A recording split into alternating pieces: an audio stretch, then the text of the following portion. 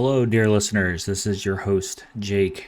Obviously, it's been a while since we've uh, made our way into your ear holes. That has mostly been on my uh, shoulders. May that blame rest. I have become a father. I have moved house, and I have moved house about 2 hours away from where I was living. So it has been a very busy few months for me. I have been working on getting the last episode of the cast edited. So that's what you should be listening to right now. But I just wanted to come on and say that I am sorry that it's taken so long to get a new episode out. We are looking to record a new episode this weekend, so hopefully we'll be letting the good times start to roll again here soon. But I just want to come on and say that thanks for sticking around if you're still here. And we'll be looking forward to bringing you guys more content in the future. So, as always, if you have anything you want to talk to us about, argeltalkpodcast@gmail.com. And enjoy the episode. What's that guy's name? Scatman John. Ron Jeremy. Yeah. What a rapist with dementia? Like what? Yeah. I was thinking more like Peter North. That's that's just a gallon of milk with legs on it. I mean, review the amount of children this man has. It's Tell me I'm wrong. a jug of 2%. 2% with legs. No, that's full fat, baby. Full fat jizz. His seed will not be denied. He rehistorizes women after they've been fixed. Man can refill a tub of Land O'Lakes.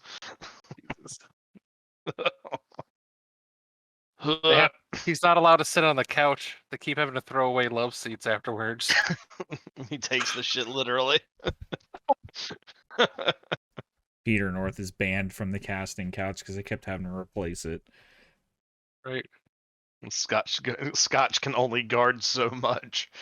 Turns out leather is not rated for submersion. 3 feet deep. They kept drowning fucking new talent. Right. All right. We may now stop talking about his cum.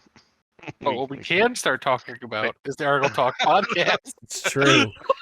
I was getting ready to say we can start talking about Psykers on another episode of the Argel Talk podcast. God, I think that whole thing already gave me psychic damage.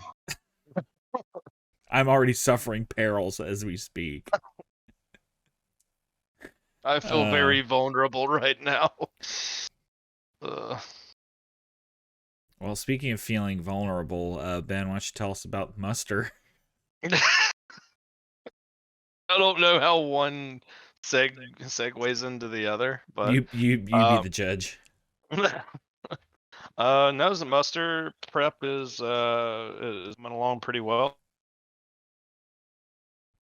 The Saturday of the 18th of February, and for the first time ever, I've not had to beg and plead people the week of to sign up. We've been full up now for about 2 weeks. Everyone's paid up. Got a waiting list. The word has spread that this is an event worth going to, and that's super fucking cool. All 32 of your 24 players are ready to rock and roll. Jesus fuck. I right now I'm just kind of biting my tongue, and I'm like, I've said my piece about what's going on, but I'm going to be showing up before most of the other people at the event, and I'm going to set up my tables, and if anyone's got a problem with it, they can eat a dick. They can eat a dick. You know, I will second that. Word is spreading around. I was at my D&D game that I go to every once in a while, and there's some folks there that I don't know super well. Like, I know the person running it, but then I don't know everyone else super well. Mm. And one of the people there is like, "Hey man, you do that heresy thing, right?" I'm like, Oh If boy, you do I. Yeah. In what capacity do you mean? Please, God, don't I'd burn like me. to plead the Fifth Amendment at direction of counsel. You're not a priest, are you? But, I'm like, yeah. He's like, oh, are they going to be up at the muster? Well, yes. Oh, I might have to come out and go see that. I want to get into heresy because I heard it's a fun time. Yeah, dude, I got a guy stopped me at Mod Pizza week before last and asked if I was that guy that played Heresy at Tower, Are and you that guy? I was like, yeah, I am that guy. He's like, oh, that's really cool. You guys have always, it's always been fun watching you guys play. Like, and I had recognized him, but I have no idea what his name is. He's an older gentleman, but yeah. So word spreading. I've been not been putting as much effort into doing terrain this time. I just have not had the bandwidth fucking between work and everything that's been going on outside of work. I'm working on smaller stuff, the scatter terrain and stuff, so to give the tables a little bit more character. But at this point, I've just got to look at the event, local cons, and the and like Nova and such. I've got to see it all as a process, and just as long as I'm making steady progress between each one, I'll take that as a win. I mean, looking at the stuff we already had, we're already a step up from what LVO was this year. So apparently, I have to think that was just somebody falling short on an obligation. Screwed last like, minute or yeah, something. somebody like, look, that had promised, tables worth of terrain, just being like, I can't make it, or my crates got lost, or whatever. I'm definitely gonna give the benefit of the doubt, because like the pictures that I've seen were like 4 or 5 pieces of kind of sparse terrain on a table. I'm like, that's just not enough. So I don't know the full story behind it. It could have just been some unfortunate happenstance. It could have been poor planning, just someone like biting off more than they can chew, in which case I feel sorry for that as well. Like, use it as a learning experience and don't beat yourself up and move on. Yeah. But yeah, that's a big event that a lot of people travel a long way to go to. And it did kind of put things in perspective. I'm like, I'm just a small town, like, local convention, and I can, fill out a good amount of tables. So I'm pretty happy with that. That's the power of friendship, baby. Friendship is magic, and magic is heresy. Which actually works out pretty well. Yeah, actually. So today I spray painted all that Death Ray Design stuff. Yeah, cool. So it's got some colors on it.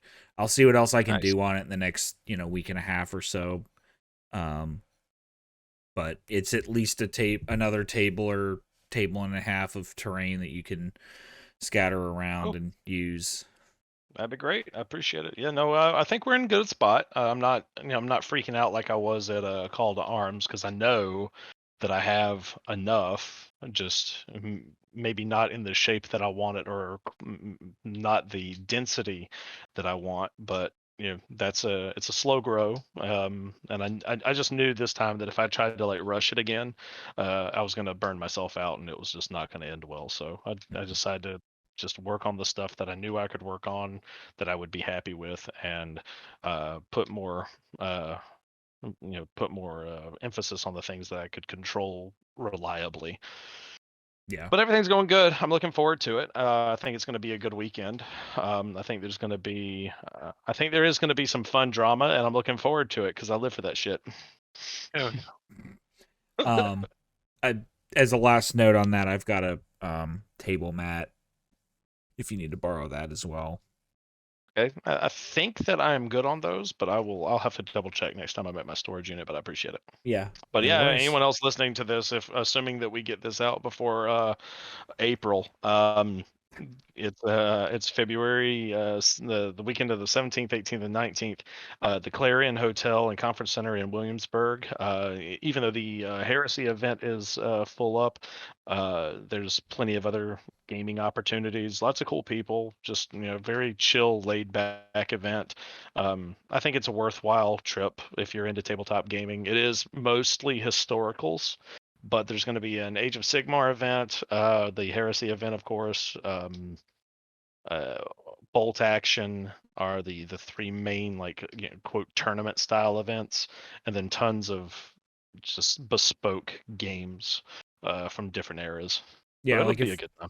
If you're gonna be in the area anyway, certainly show up, and if you have Heresy stuff, bring it with you, because there are usually some people that cancel morning of, and there's table space available. So yeah, that is true, and I'm trying to snag other tables that people can do some free play on. So we'll see what happens. Yeah, because I know year or two ago, Cody showed up just because he just happened to be in Virginia at the time, and he's like, "Man, I wish I had my Heresy stuff with me." I'm like, "I wish you did too." Yeah, and then Call to Arms, he was one that ended up having to cancel day of. Yeah. He ended up getting last minute called at work, as he was getting ready to drive down. And then this year, I put in the call to him first, and I was like, "Dude, you have promised me that you're going to show up, so I'm expecting you to show the fuck up." He was like, "I've already taken the time off." All right, man. So, he's a better man than I. If I was getting ready to leave and I got a call in from work, I'd just be like, "Sorry, I'm gone already. I'm out of the state." I don't know exactly what happened, but I think that's close to what it was. But yeah, no, I'm kind of the same way. No, there's nothing that's going to go on at work that's life or death.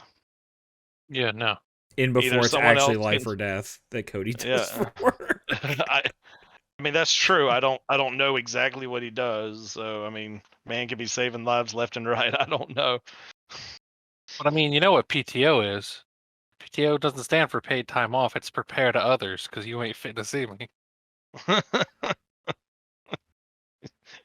Yes, great. That's exactly what that stands for. Prepare to others, because I ain't coming, bud. Yeah. Not like Matt. He's prepared to come. It never stops with him. Never stop. Can't stop, won't stop. More kids for life. Can't stop, it'll burn. How about you, Gray? Have you worked on anything since the last time? Oh, yes, I have. So I just finished up my Praetor for my list for the event here, the Muster. And I'm finishing out painting up my Fulmentaris, and then I really only got 2 or 3 models left to paint up, and I'll be fully prepared for the event, which is nice. I cleared all my. You're bringing the Ultras, is that right? I am running my Ultramarines, yeah. I think you might have played against that list. I think I did, yeah. Or you helped me build it, one of the two, I can't remember. Cool. Yeah. That is something that I've actually got to do, is snagging people and asking what exactly are they bringing, so that I can have at least a sort of an idea the day of, or before the day of. Yeah. Find out you got 24 tables and 22 Ultramarine players. It's just 22 Fulmentaris lists. Oh, there's plenty of transfer sheets to go around. Goddamn well, right. I'm not playing. Well, unless we end up being odd, I'm not going to be playing. So it doesn't really bother me what everyone brings. Yes. So it'll be fun. I think I've worked some of the kinks out in my list building and in the way I've been running the lists, because I've definitely been running my Ultramarines maybe too defensively, and that's been kind of to my detriment. Yes, we would all agree. So Suzerains cannot just sit in the back doing nothing. Nah, it's too many points to just sit. Yeah. So. They also can't really afford to get their Land Raider pop turn 1 and stranded, where they just get picked off by laser vindicators the rest of the game. Actually, those suzerains did fucking work that game. They popped turn 1, but then ran on the objective and held it against everything. Yeah, they refused to move. They were great. That is true. They got out of the Land Raider, took the objective, refused to elaborate further, refused to leave. Yep. That sounds right. They ate Atramentar. They ate, was it a bike squad that they ate? Yeah, it was bike. Yeah. Well, no, it was Conticar, not Atramentar. Conticar, that's what it was. Okay. Isn't that hard either? But... No, unfortunately. A big old squad of them. They ate the bike squad. Just anything that came close, they ate. They were ready. They Spoons do that. out, man. I should have just took my pants off and lowered my ass right there. Yeah, they were out there. I mean, I'm always going to be a proponent of that there, bud. Yeah, they were out there. They had their Legantine spoons. It was great. Gas, grass, or ass. Nobody rides for free. Man, them motherfuckers ate with no crumbs. Oh. Kind of like that Tartaros Terminator bomb I ran this past week. Oh yeah, I guess we can talk about that if you want. That was great. The shithead match. So on the last episode, I was talking about my pick of the week was Indomitus Terminators, and I had written this All Terminator Pride of the Legion list. So Gray obliged me and played me on our game night this week with the mirror match, and it was actually pretty funny. It was pretty funny how upset I got at the very end of the game. You're really mad, and then what? Well, yeah, you know. Well, I was telling Eric about this yesterday. Like in the moment, I was pissed because I thought that those piss rolls were costing me the game. Had I known at the time that it was just would have caused me to draw instead of win, I would have been like, all right, whatever. I guess that's that. But like, I thought I was losing the game. So that's why one of the reasons I was like so upset about it, because that was fucking close, was it not? Like we had to like. It was like it came down between you winning or us drawing. It was one. It's like one leadership check. A single Terminator deciding to rally instead of rolling another 11 and falling back another 10 inches. Yeah. Instead he rolled like a 6 or a 7 and just barely. The leadership checks were like 12, 11, 11, 12, 10. And like the fallback rolls were also all like 10s and 11s, and I was like, "Where the fuck were these rolls earlier in the game? Are you fucking serious?" Like, but he pulled out like a 6 on a leadership check at the very last second. Fucking my boy and yours, the lone Tartaros Terminator that was left. Man. I don't know that I would speak too highly of him because he ran faster.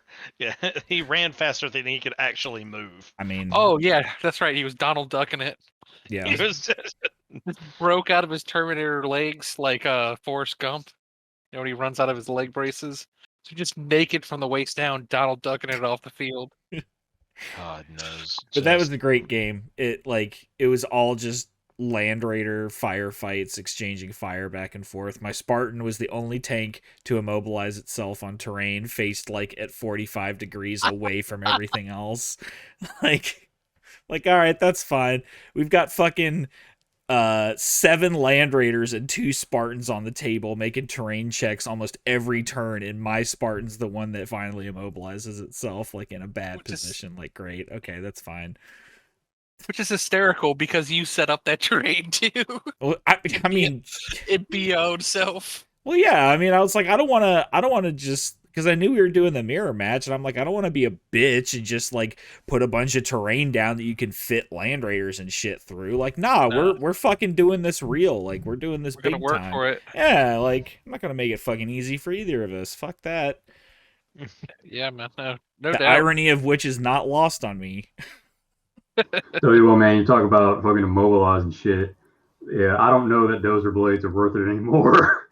For you, absolutely not. Everyone else, they are worth the points. Well, I've played 3 games with my Kratos thus far. One of them, it exploded turn 1. I didn't even get to use it.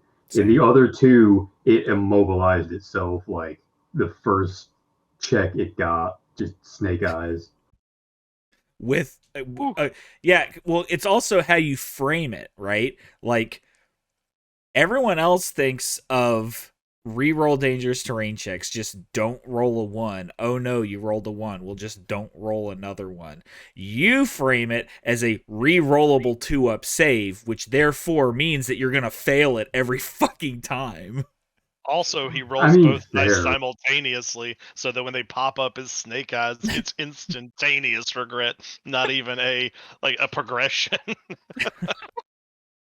Look, I just have to remove all possibility of hope right away. I mean, I guess that is one way to fast roll, right? Is like, Ben, I've seen you doing that on your multi-meltas too. Like, oh, I mean, twin links, as long as one of them hits, I'm fine. Yeah, I do it, but the difference between me and Eric is I believe in the heart of my cards. So, I'm absolutely convinced that, especially having the Legion dice that I have, they're going to betray me. Yeah, I mean, that's his own fault. Yeah. Well, I'm convinced now that Ben's dice are the fucking clausometer from Elf. Like, everyone else believes in them also, so they continue to work. As soon as everyone else loses faith, then the dice will crash into Central Park and not work anymore. Oh, man. You just need to go, I guess maybe just singing Viking war songs and caroling or something. I don't know. Restore the fucking Christmas spirit of Ben's dice. Oh, man. Maybe abrasive skulls just doesn't move Earth the way that a regular dozer blade does. Maybe not. They're a terrible mechanical tool. Oh, yes. But Gray and I discovered that me getting to mob him with cheap Indominus Terminators overcame his numbers and superior initiative with his fucking I2 unwieldy shit, because he's a fucking Emperor's Children.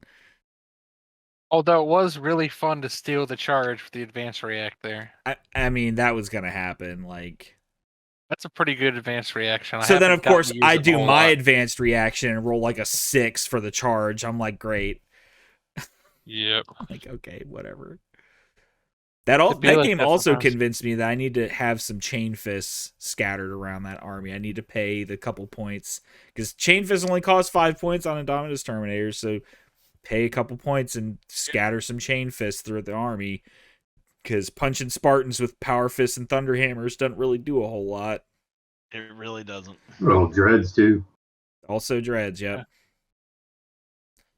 So I've actually I've tweaked the list now. I think I'm gonna run. This reduces the number of models that I have to buy and convert. I still have the 2 core units of Indominus Terminators and Land Raiders, but I have a 10-man Cataphracti and the Spartan, along with the Cataphracti Command in the Land Raider, because I already have the Cataphracti Terminators just sitting around. Right. It's not a bad way to do it. And the 10-man Tartaros blob that you bombed me with, I was like, if those had been Cataphracti, I would have been in serious trouble there. Yeah, man. They were pretty freaking good. I thought about splitting that up the other way, but oh well, woulda, coulda. Well, he had the Phoenix Warden and the Biomancy Librarian, and we can talk about Biomancy Librarian. You did the hot pick of Biomancy Tartarus Librarian with dual lightning claws rather than a force weapon. Yeah. And he was pretty based. He did some damage too himself. I mean, you did a hot pick of putting literally anything on her librarian instead of using Biomancer's Rage, but we'll get to that. Yeah, I don't know if you remembered to use Biomancer's Rage. I think that would have probably... I sure didn't. Oh, you poor bastard. Yeah. Oh, well.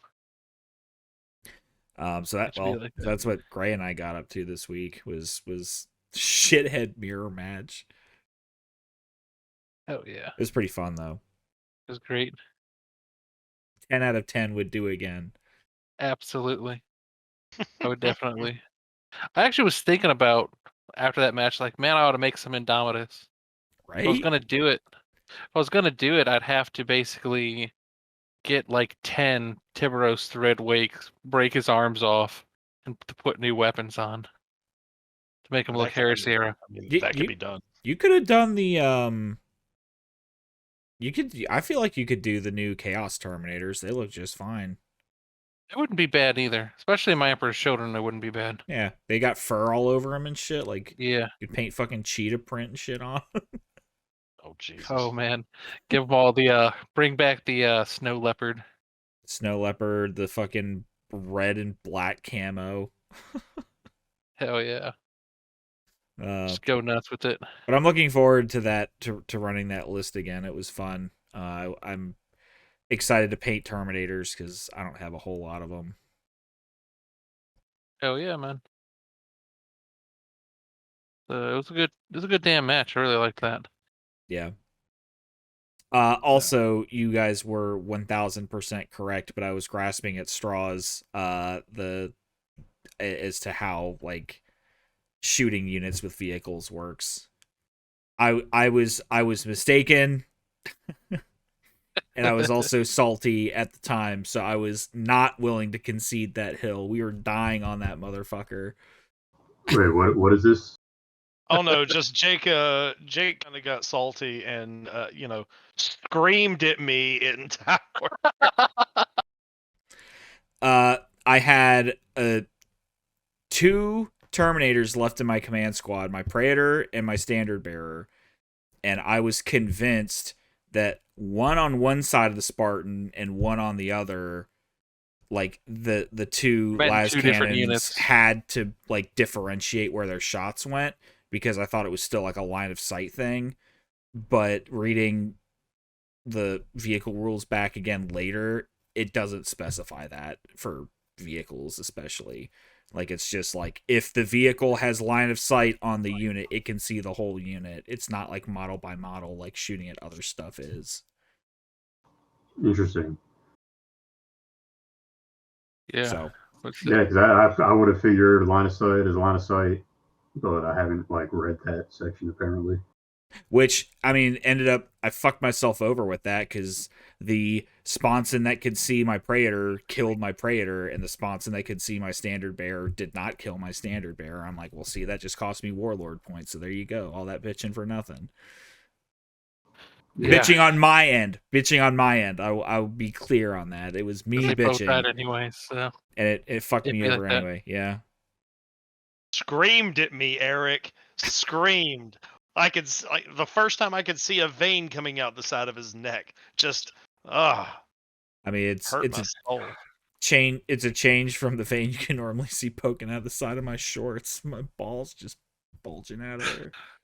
I mean, now that it's been a day or two and you're no longer mad about it, seethe and co funny, seethe and co. I mean, to be fair, I wasn't mad about it 5 minutes later. Like, I was like, yeah, my voice went up 3 octaves. That was pretty funny. Like, what made me laugh the most at that little interaction was the way you started it with, I don't want to be that guy, proceeds to be that guy, and then after the shots are done, like, oh, by the way, I'm going to evade now. I was too hot and bothered about thinking I was in the moral high ground. Seethe, go. Yeah. Well, then the evade didn't work anyway, so it didn't even fucking matter. It'd be like that, man. Equalizer. Yep. It'd be like that. I mean, all that tells me is Ben's outside heresy life must be dog shit, because his dice make up for it so much. Oh, man. No, but my life does kind of suck. I told you not to get the job with the glory hole. Man. Those things aren't going to sand themselves. What about they kind of give themselves a resin coating on their own. You don't start with a resin coating.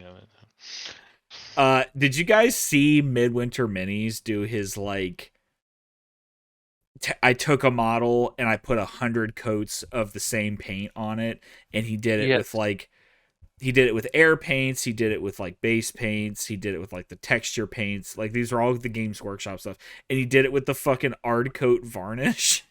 Oh, God. It straight up looked like somebody had bukkakied that fucking model. Like, wasn't it a Demonette too? It might have been. That sounds like the kind of fucking troll shit he would do. That's pretty fucking great, honestly. Oh, man. We should all be so based as to bukkake our own fucking models with hard coat. Oh, god damn it. Jesus. No, that's what you save that for when you do the Sprucron army. Sure. Oh.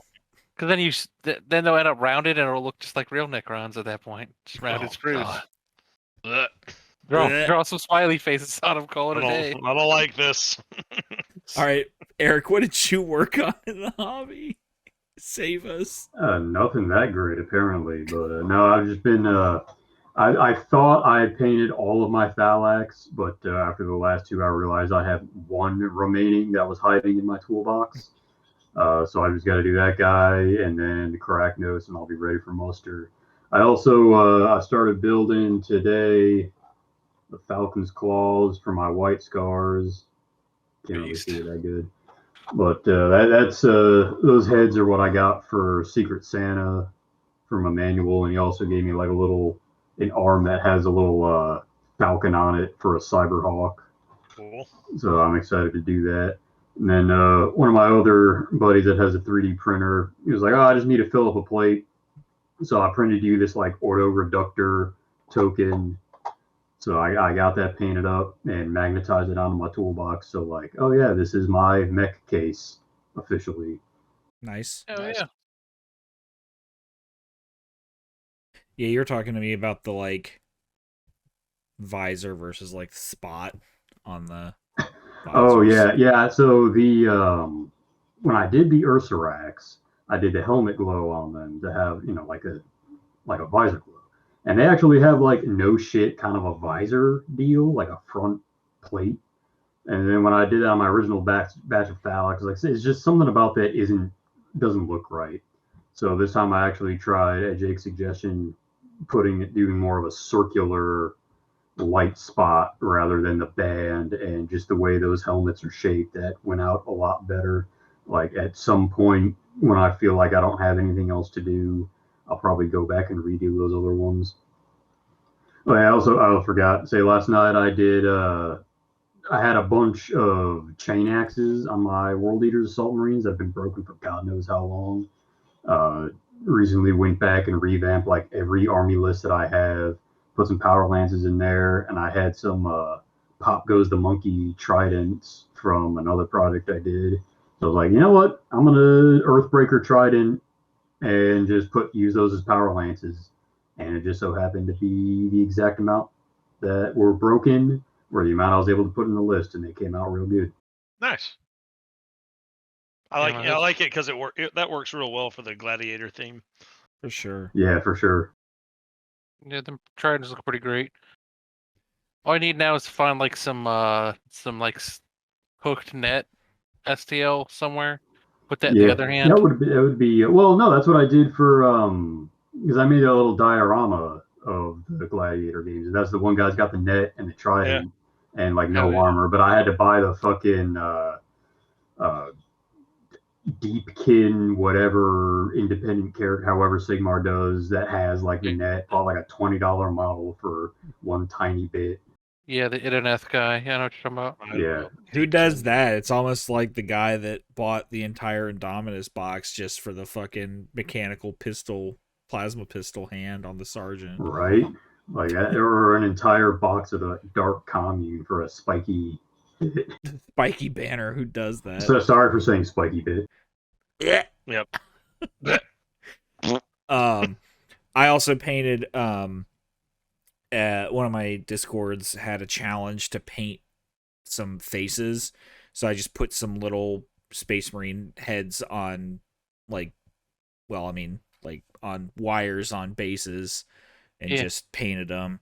And one of them I'm going to give to Eric because I was experimenting with like a darker cold skin tone and it worked out pretty well. It's like a Night Lord, and it's gonna in talking with him, it's gonna be perfect for his Seeker Sergeant helmet or head because it's got like a bionic eye on one side with like an aerial on the side of his head. So I'm like, yeah, there you go. So it's gonna be the only bear head in Eric's army apparently. Nice. Yeah, at least for that Legion. Yeah. Nice. Yeah, that's all I've been up to. Yeah. Did anybody else have something they were working on, or are we gonna move on to picks? I mean, for the first time in a long time, I am working on an army at the same time. Oh yeah, you mentioned yeah. What are you working on? I've actually made pretty decent progress on my Solar Ox guys. I got 40 Volkite Velataris Storm Boys. Like their bases are fully painted, they're primed, they're base coated, and I've even got detail work starting on all of them. So nice. I've got a pretty. I was real happy with a recipe, and it's fairly fast for the most part. So I mean, it's not perfect, but the fact that it'll be mostly painted and on the table is good enough for me. Yeah, man. Yeah, I mean, I think the last time I saw you painting stuff was before the Call to Arms. Like, where you, or it might have been Nova. You added some stuff. Oh yeah, to the yeah, that was before Nova. I was adding stuff to the Space Wolves, but yeah, no, I get so bogged down with other projects that I just never touch my own. So that's why I've got so many like busted fucking shit in my Space Wolves. I need to go back through and do some repairs and clean up. But no, I've been wanting to get Solar Rocks on the table since First Ed, so yeah. I'm actually making the effort to do so now.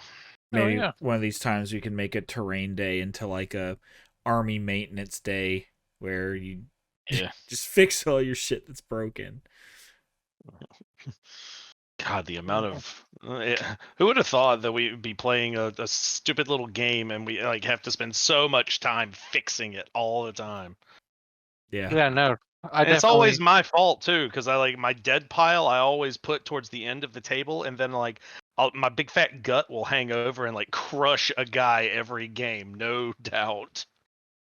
Well, then you have. Oh yeah, that's 100% why I like put models back in the case like as we go. Shut up! You don't have a gut. Not to be like rude and be like, oh yeah, I'm trying to get out of here, but also like keep them safe from Ben, not from me. You're also like the only person in this group that doesn't have a gut. I mean, I had plenty of guts, they're just not my own. Well, we're never gonna love you right until you get fat. Just remember that. I can live with that. Stop doing the meth, Eric. Hey man, never. Look, the way I see it is, eventually we're gonna drop something that we need down like a culvert or something, and my fat ass ain't climbing down there. We're gonna dangle Eric by his fucking ankles to go retrieve keys or something. All right, this is utility. We need this. All right. Yeah, that's true. So, anyone got a pick? Yeah, I got a real quick pick. As of recording, we are 1 week away from the World Eaters pre-orders going up for 40K. And despite not being a 9th edition 40K player, bet your ass I'm going to try and pre-order number 1, Angron, and number 2, that limited edition novel that's coming out. It looks pretty sweet. And it ties real nice into what I'm sure is going to be piss of the week come next week is Scalpers, because there's no way in fuck I'm actually going to be able to get that shit. You going to get some World Eaters dice too? I might. They look pretty good. But I've also got like 2 sets of the 30K Legion ones, so maybe not. There you go. I probably want to spend as little time on the site as I can before I get to the cart. Smart. If that's how that works. I have to look and see if there's one nice bit that I like in the big expensive kit that I can buy the kit for. I mean, well, Angron comes with 2 heads. I only want one of them. I will buy the entire kit for that. The entire starter set collection. Just to put on my Demon Prince or whatever the fuck. Yeah. Buy the Indominus box just for the plasma pistol hand.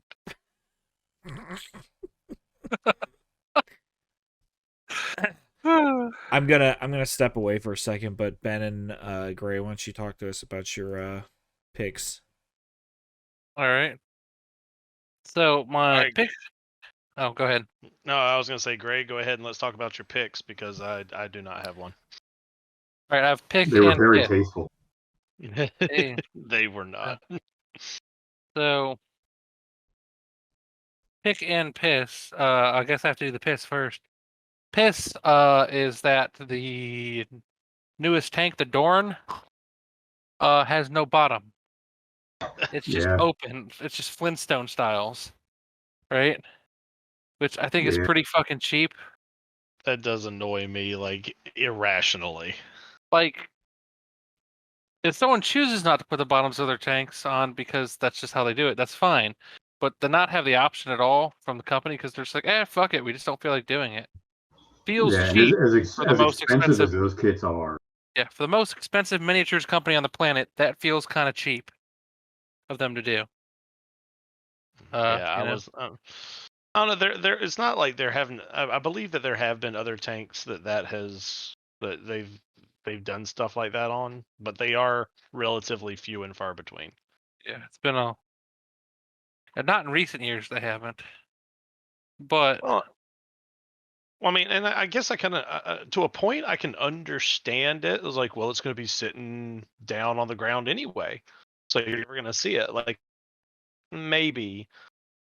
But you're talking about, and for years they were talking about the fact that they weren't a games company, they were a models company. Yeah. So we've got tons of people in this hobby that are just in it for the hobby aspect, for the modeling, for the painting, for dioramas and shit. And like you're giving them an incomplete product. Yeah. I don't know. It just seems like for something so simple, and like it really wouldn't have taken much, but they had a certain amount of sprues that they could get in that box, and they're already filled up with an unnecessary amount of weapons. So, yeah. So, moving that goes right into my pick of the week, which is just a guy on Instagram, Tarot Model Maker. He does third-party, non-copyright infringing materials, and he has prototyped a base plate that the the discerning end user could decide to on their own put on there. So that's pretty fucking great. Already fixing the fucking problem, and it looks great. So I second a Tarot Model Maker pick because he also makes display plinths, and they're really fucking nice. I have several of them. Yeah, he makes good stuff. Lots of conversion bits that are non-copyright infringing. Yep. I don't know that I don't think I've bought any bits from him because it's mostly like knight and armiger and like Tau battlesuit stuff. So like I'm not in the market for any of that, but his resin display plinths are grade A prime rib material. Oh yeah. So that's my pick and miss all together. Ben, did I catch when I was leaving that you said you did not have a pick? I do not. Fair enough. My pick that I put down in the chat is it's a Berserk piece by Pandateca Creative. She's a buddy of mine in one of my painting servers, so she took a bust of Guts from Klukva Miniatures, Klukva, I'm not however you say that, and put it in like the bottom corner of a small miniature canvas, and then like painted the eclipse scene from the manga on there, and it looks really fucking cool. Oh yeah. And then I think she used some fluorescent paints in it, so there's actually like a cool UV effect that she can get from it also. If she hits it with a UV light, it's just kind of like the river of blood, the eclipse itself, and then like Guts' eyes lit up, and it looks really fucking sick. Neat. That does look cool. So I don't know if any of you guys or anybody listening are Berserk fans, but it's pretty sick. Probably are. The overlap between Warhammer fans and Berserk fans is pretty fucking high. Yeah, I've been told that I should be, but I've never looked at it. I think everybody and his brother at one point has made a I'm gonna make guts with a giant sword, Space Marine. Yeah. Everything I know about Berserk, Eric, and everything I know about you, I feel like that's a match made in heaven. But Yeah. Watch, he comes back pretty fucking mid, guys. pretty fucking mid. That would be probably the hottest take on the internet, that Berserk is mid. We would not be putting that on the podcast before Eric got doxxed and lynched. We're gonna find this motherfucker.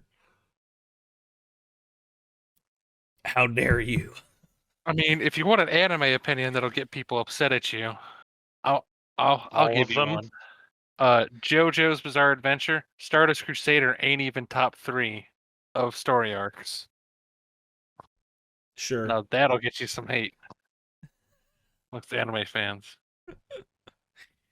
I mean, as close of a relationship as Warhammer fans and Berserk fans, like that cross-pollination, I feel like Emperor's Children players and JoJo's fans have a high degree of cross-pollination also.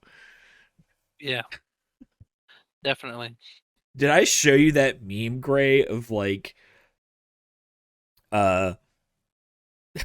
it's like the Emperor's Children Demon Prince, like what I think it's gonna look like, and then the reality, and it's just like I'm a fucking butt plug with eyes and a mouth. Yes. That's also an extremely JoJo thing. Yes, it absolutely is. Oh fuck! Fucking amazing. Yeah, I just found it. God damn it. Shit. I don't think I have a piss. Well, that's odd. Well, I mean, I It's drank just some. all in his balls. I drank some. That doesn't mean I have any. Fair enough. Oh man. Feel like I heard the end of Gray's piss being the missing bottom to the Rogel Dorn tank. Yeah. I guess, like, to counter whatever Gray said about that, they were all great points that I definitely heard. I guess my piss of the week would be like, who gives a fuck? Like, I get so like I guess the piss would be like anybody that's like genuinely upset by this. Like, on the one hand, yes, you're entitled to a complete model, but like, okay, at least it's not missing a fucking gun or something like important to the model. Like, I've built tanks with no bottoms several times just to save on space and storage and weight and whatever else. Did those models that you didn't put the bottom on it? Did you have the option? Could you have put the bottom on it if you wanted to? Yeah, I mean, probably. But yeah, right, it's like shut the fuck up. It's like the Carnodons. I didn't put the bottoms in my Carnodons. I don't think I put the bottom on my Sicker and Venator. Like, fit. Yeah, but at least you have the option. I mean, yeah, sure, but like, I don't know. I would see. I'm surprised at that because you being the bigger modeler and painter in the group, I would think that you would understand more than anyone. Like, you should have everything in the kit. Yeah. All the options. I mean, I suspect that group of people that's upset about that are the same people that like paint the benches on the insides of their rhinos. Like, okay, sure, like, I mean, yeah. And there's a lot of people that fucking do it. So I mean, my counterpoint there is without the bottom and the Rogel Dorn tank, you are now free to paint every detail on the inside of that tank that you want to before or after assembly. Modern problems require modern solutions. You want to paint the inside of your tank, but you want to get it on the table to play. Well, we're just not going to give you a base plate because then you can get up in there and paint it even while you're playing with it. Everyone knows the only way to do it is to fully assemble the tank, forget that you wanted to paint the inside, swear profusely while working at weird angles, wondering if you can bend the tip of your paintbrush enough to make it go around corners. Because that's what heroes do. I don't know. I am not saying that people upset about it are like wrong, or that like they can't have their opinions, or they can't their voting with their money isn't valid, but like I'm just surprised this is as big of a scandal as it is. Like I don't know why. I don't know. I don't think it's that big a deal. So there you go, folks. The hot takes. Gray says it's piss. Jake says cope and seethe. Yeah, pretty much. Like, so like instead of complaining about it on social media, just don't buy the fucking kit. Like, if you're upset about it and you want to send Games Workshop a message, just don't fucking buy the thing and be like, give us a whole fucking kit. And while you're at it, maybe, cut your prices 10% or so, because, like, Jesus Christ, you guys don't need to be making $4 billion a year. Or whatever the fuck they make. Like, come on. Anyway, whatever. Down here, salt is a way of life.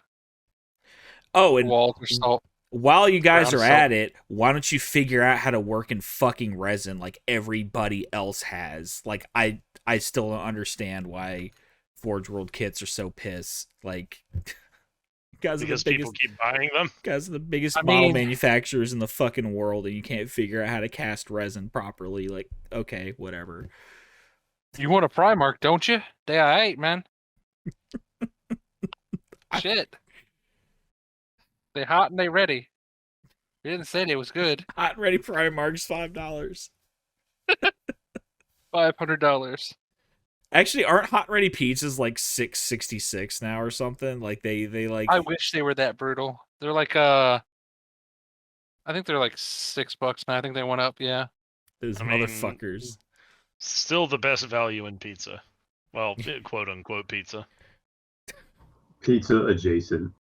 Pizza adjacent. Yeah. Pizza flavored meal. Non-copyright infringing pizza. American Shiraz pizza product. It gets the job done. Hey man, you talk shit all you want, but it's Friday night and you got $20 in your pocket. You want something to eat? You got 2 kids, man. You can go to fucking Little Caesars. Down the street from me, there's a little strip mall, and it has on one side is a Dunkin' Donuts. The next to the Dunkin' Donuts is the ABC store. The next to the ABC store is a fucking vape shop. And then next to the vape shop's a fucking Little Caesars. I'm like, man, that's the complete package right there. You get your fucking over donuts, the Kroger pizza. parking lot? Yeah, man. Yeah, Kroger, fucking vape, pizza, donuts, and liquor. Like, there's your $20. There you go. Let me tell you a story about that Pizza Hut. Or the whatever it is, Little Caesars. This concerns me already. Them fools are high as shit 24/7. 100%, bro. I've never seen. 100%. I've never gotten a pizza and had it smell like Snickle Fritz before. Out of the box. Like, I'm pretty sure you can roll the box and light the box up and still get high off of that. Well, yeah, because there's a vape shop next door. What do you expect? So, my wife has the gift of gab, and on several occasions down there, been like I don't know, so they've forgotten like a dipping sauce or something. So they're like, "Yeah, man, I know we forgot your stuff," and she'll say something to them. "I know we forgot your stuff, so I got you to hook up. I know a guy," and they'll come out with like extra fucking food because they just don't give a shit. They'll give it away. They're so goddamn high. I mean, they're high. Now, I mean, this is a chicken and egg scenario. Are they high because are they paid poorly because they're high and don't give a shit, or are they high and don't give a shit because they're paid poorly? Like, they're not paid enough to care. Like, it's fucking pizza, whatever. Here, just take it. I don't give a shit. But they definitely doing the fucking job as far as making it. It's definitely not bad as far as Little Caesars go. No. Man, that's a bar to clear. Man, are they fucking high. That is indeed a standard. I mean, Little Caesars, many times what's the one that everyone goes to? Chinello's. That's like everyone's workplace fucking pizzas. Chinello's. That's always sucked shit, like, by comparison. We got some the other day as an experiment because I don't think we had ever eaten there before. I mean, it was fine. but yeah. but like meh. I don't know why we got that instead of Paradise, because you guys have had Paradise a couple times over at my house, and that pizza's fucking great. So I don't know why we didn't just get Paradise that. is great. Whatever. Okay. Anywho, You need to hit the bell curve of what is that stupid place? East Side. It's the only place where you'll go again and again despite being treated like shit just because the food is good. fair. Like, Well, anywho, so without any further ado or digressions, Can we just talk about pizza more? I mean, we can. This could be the pizza Argel episode. Talk it Pizza starts Cast. with a P, yeah. It does in Yes. fact start with a P. We could Pizza and Psykers, look. the new album dropping. We could pivot right now. We could about face. I am okay talking about pizza if that's the route that we want to take. Oh Fair man. enough. But that's just gonna make everybody hungry. I feel like Argel Talk Pizza Cast. Pizzagate, Argel Talk Pizzagate. That's my secret, Cap. I'm always hungry. It's true. It's fucking true. Coming Well- in February, our new spinoff channel, Argel Cooks. Weber Cooks. Fucking. God damn it. So I think we wanted to talk about Psykers. I guess top down we'll kind of run through how Psykers work. Talk about perils. Talk about disciplines a little bit, and then I guess kind of go from there. You guys want to take it away? I don't have a whole. Shockingly, I don't have really too strong of an opinion on this one way or the other. I'm kind of at a point Which where... is surprising. Well, I mean, maybe before you did, because psychers are somewhat of, I wouldn't say a hot button issue, but they're definitely something that people are having opinions on, at least locally here, maybe elsewhere, because they in the right hands, like any unit, any tool, they can be pretty strong. I mean, this is a good opportunity to talk about like not only how you can use them, but maybe some things you can do to mitigate, understand, know the enemy, know how to deal with it, kind of deal. And maybe a talk about self-regulation too. Yeah. Oh, yeah. Yeah. That for sure. So we want to start talking about like psychers themselves. This is good informational as well because they work drastically different than they did in the previous edition. There is no more psychic phase. Good. There are significantly fewer psychic powers instead of having a table of 6 powers that you had to roll randomly on and see what you got. Really only wanted like one. Yeah, and And it was usually the fucking Primaris power. Yeah, some of them you really didn't want any of them, like pyromancy. But now each one has a power and a weapon, and everyone gets the more or less the Primaris power for every discipline is the etheric lightning. But yeah, they work differently. Each psychic power will say where you can cast it, when you can cast it. They work as a leadership check now. And that works as literally it says is a taken exactly the same manner as any other leadership check. So any if you have a leadership 8 psyker and you have a leadership 10 character in the unit, go ahead and roll on that leadership 10 because that's how leadership works. However, anything that modifies your leadership does not apply. So like it's night spelled out. fighting or Fear. fear. Right. So the thing about fear is that when you actually read it and look into it, it specifies morale, pinning, and regroup is how that works. However, night fighting is a blanket -1 normally, but does not apply to psychic checks. Yep. Yeah. Which overall, I think a lot of the changes for psychic just psychics in general, it makes a lot more sense when you take a look at the design aesthetic from, or design philosophy from first into second. Like, one of the biggest accomplishments is getting rid of a lot of shitty dice rolling. So things like Overwatch, where you're doing it a lot, but you're getting very little benefit out of it. That went away. Same thing for things like Deny the Witch and the Psychic phase. Having to roll to see how many psychic dice you got. You modify that by seeing how many power levels of Psyker you get, and then your opponent gets an amount of dice based on a dice roll. And but then you could only cancel your opponent's psychic powers on by canceling all of the warp charges, which you could only do on a 6 most of the time. So it was a whole lot of dice rolling for not a lot of actual benefit.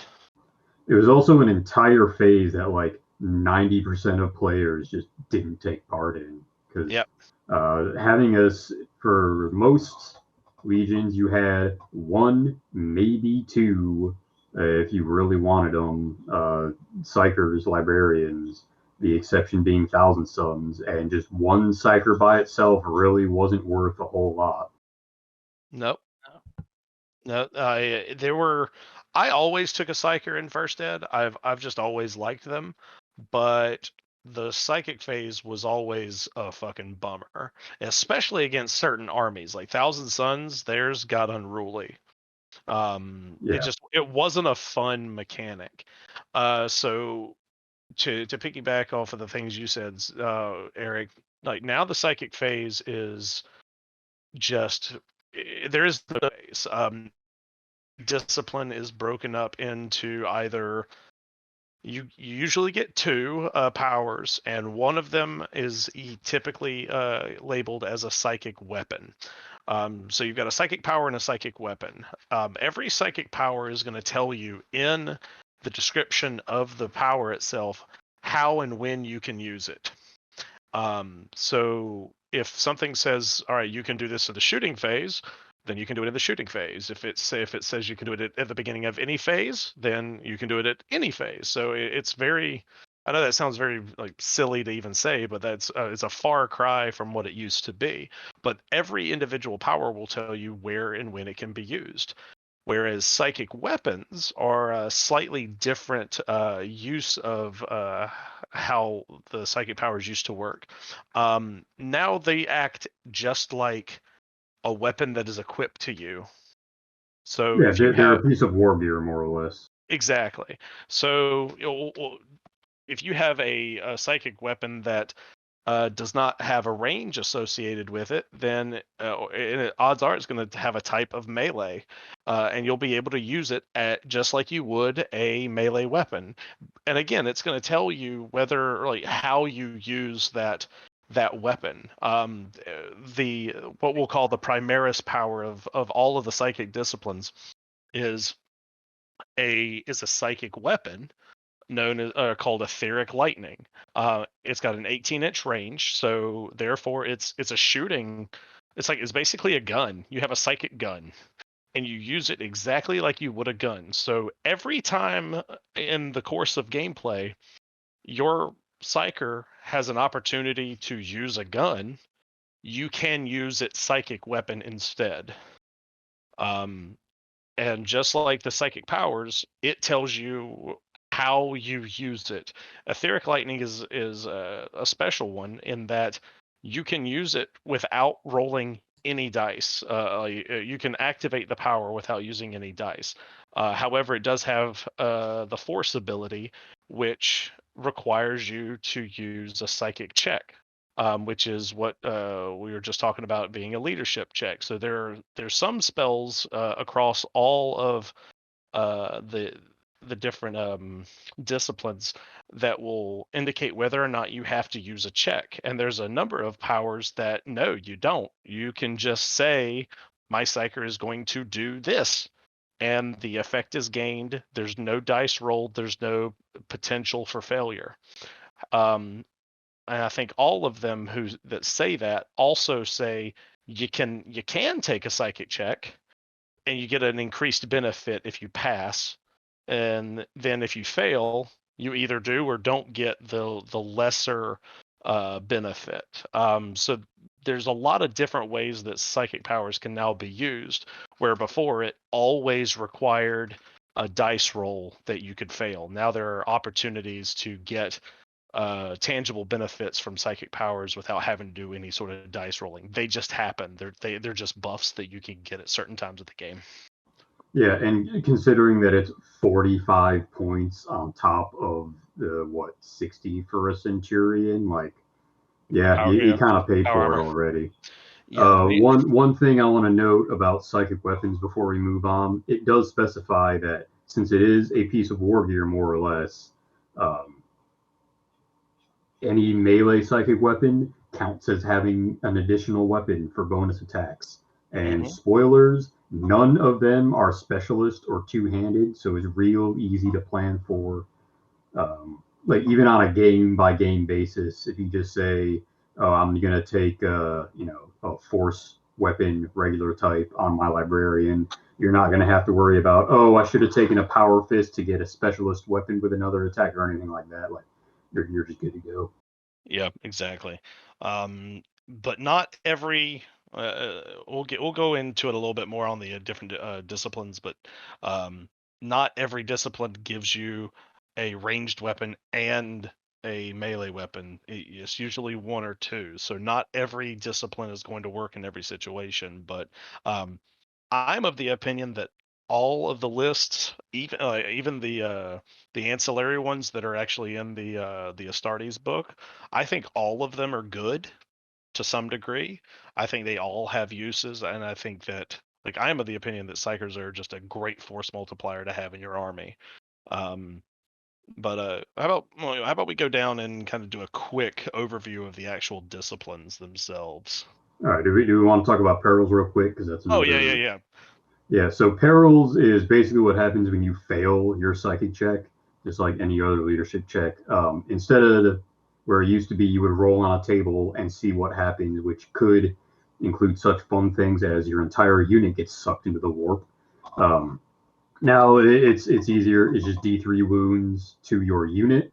They're basically AP2 and ignore shroud or feel no pains. You can take invuln saves, but that's it.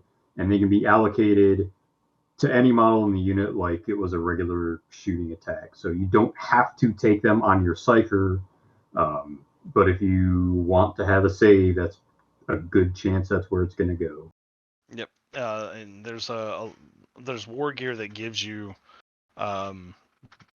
bonuses to your invulnerable save. In fact, I think that's what Adamantium Will is. It gives you like a 4-up invulnerable against anything psychic, which is nothing now. So perils is definitely powerful. Like, it's not like the craziness that it used to be, but like I never remembered what the damn things were. There was like you could take wounds of different quantities, and whether or not you could roll armor or some sort of save against it.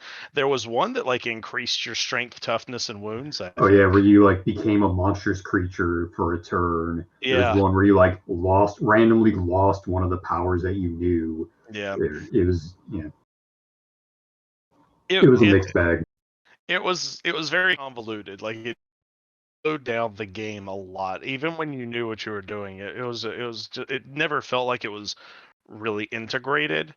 And now, because all of the psychic powers and the weapons are going to be used in the normal flow of play, it just feels more streamlined. Because it is part of what you're already doing. It's not a secondary phase that may or may not happen in a game. Yeah, the number of times where I would play a game and be like, all right, time for the psychic phase. Okay, that was quick. Like, it was virtually all of them, and that's just not a thing anymore. I mean, I think we still do it because we're shitheads, but like, there's just a real bad joke that we always did. But jumping into the disciplines, so just gonna go do a quick run through of them. The first is biomancy. Your first power is called biomantic augmentation. You, instead of making a shooting attack, the psyker with the psychic power may select a single friendly unit within 6 inches, including his own. That unit just increases its strength for 1 or by 1 until the end of the current player turn. So without rolling any dice, just like all right, that unit plus 1 strength. Now you do have the option of taking a psychic check, and if passed, the unit gains both 1 strength and 1 toughness. And if you fail, then the unit gains no benefit whatsoever, and you take perils. Then you are equipped with Biomancer's Rage, which is a psychic weapon. It does have the Psychic Focus special rule, which means that you cannot even use this weapon unless you do a psychic check. So it's not available until you roll those dice. But when you do, basically you have a close combat weapon that is Strength 10, AP 4, with Rending 4 up. So you're wounding dreadnoughts on 2s, you're rending them on 4s, and basically anything infantry, damn near, on a rending 4 up, you're going to be insta killing them. Most things. So pretty potent weapon. Biomancy is one of the 2 psychic disciplines that I tend to use. I jump back between Biomancy and the Space Wolf specific one. Used it correctly, it's pretty powerful. The las cannons and not really be worried about it because you're not insta killing me is pretty fantastic. Yeah.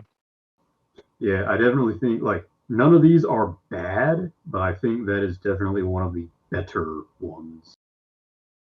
Yeah, I admit the first, I think, 2 games that I played with it, I misunderstood it as lasting until my next shooting phase or my next start of my next turn. And that made it pretty freaking strong. But being able to use that on a unit that can then receive return fire with that +1 strength or a +1 toughness, and be able to use their feel no pains where maybe before they weren't, or charging into something and having that +1 strength, that can make a ton of difference. Next up is Divination. Your first power is called Divinatory Aegis. And the Psyker can choose a single friendly unit within 12 inches this time. The target units gains precision strikes and precision shots, both 6 up, for the duration of the current player turn. And if they choose to take a psychic check, they can improve that to 5+. So good for any type of unit. And then your psychic weapon is a ranged weapon called Diviner's Dart. And it's a range 18, strength 6, AP 2, assault 1, sniper. So you can put it, you get to choose where the unit or the wound is going. Guided fire, which lets you, if I remember correctly, ignore intervening terrain. Yeah, it's a line of sight. Yep. And then psychic focus. Again, you cannot use that power without rolling a psychic check. I've used this one a couple of times, and I put it on. I used it on assault unit, and let me tell you, being able to tell my opponent exactly where I'm putting those power fist or thunderhammer attacks is real good. Yeah. Yeah, I think this is one that's like, it's an all-arounder. Like, you can put that guy with any unit, put him with some las cannons and be just as effective. Absolutely. Plasma support squad I've seen a couple times. Oh, yeah, that would be a good I've been on the receiving end of that. Yep. Does that have to be on a infantry unit, or can you put that on a tank unit? Friendly unit. So you could put that on a Psyker Punisher and be like, "Yep, just take all the saves on some character in that squad." I like to imagine that like the Psyker does like some like weird hand motions and then just puts like a tiny little laser sight on the bottom of the Sakaran turret. Just like Naruto fucking laser sight jutsu. Yep, there's a laser sight on the bottom and then just a sniper scope on the top. and because it's a Punisher, it's like it revolves, so it's just spinning around. Looks like a Imperial Guard unit firing. Yeah, Just it's las. beautiful. Yep. Let's see. Next up is Pyromancy. In my opinion, the most confusing power of in the disciplines. Which automatically makes it the funniest to use. It is kind of funny if it works the way that we think it works. But basically, so it's called pyromantic combustion, and instead of making a shooting attack, your Psyker gets to place a 5-inch blast marker anywhere on the battlefield within 18 inches and within line of sight. And then when you place it, you scatter it d6 inches to determine its final position, and then you leave it in place until the beginning of the next shooting phase, or of your shooting. Yeah, so a full game turn. The area under the marker counts as difficult terrain, and any model, friendly or enemy, under the marker's final position or that moves onto or through it suffers a Strength 6 AP4 hit. When using this psychic power, the controlling player may choose to have a Psyker take the psychic check. And if you do, you get to do that 3 fucking times. And then if you happen to have more than one blast marker hitting a model, then they get hit for each blast marker. So if you decide that you want to stack all 3 of them on top of each other and you roll 3 hits in a row on your scatter, then if a unit tries to move out from under it, then every model will take 3 hits because they were under 3 blast markers. Good. So they'll take it just for being there when it happens, and then if they try and leave afterwards, they'll just each one will take 3 hits. It's crazy. Like I remember one of the earlier games in 2nd edition. Poor Jack, I think, was using it at League Night, and his partner basically got tabled by this. He just kept getting hit by everything and then rolling real shit for his armor saves. I mean, yeah, every model taking fucking 3 strength 6 hits, like, okay. Yep. So I think a good strength of this one that some of the other ones don't necessarily have is just board control. Exactly. Movement is massive in this game in general, but being able to somewhat dictate where your opponent can and cannot move in a timely manner, at least. Well, even just slowing them down, the fact that it counts as difficult terrain, you're going to reduce them by 2 inches at least, and then another 2 inches if they try to charge. This is an underrated power in dreadnought defense. Many dreadnoughts are have a close combat weapon, and they're very powerful. If you make a dreadnought charge through that, he hits at initiative 1, so it can actually give you a little bit of defense against that. But still, just like Eric said, being able to make your opponent potentially move directions, give you another turn of shooting with a particular unit, like that's massive. Also know that since it's not a dangerous terrain check, I'm pretty sure anything with move through cover still takes that strength 6 hit. Could be wrong though. The hit in this case is separate from dangerous terrain. So the area itself counts as difficult terrain. So your movement and whatnot through that, that's still going to be affected by moves through cover and whatnot. But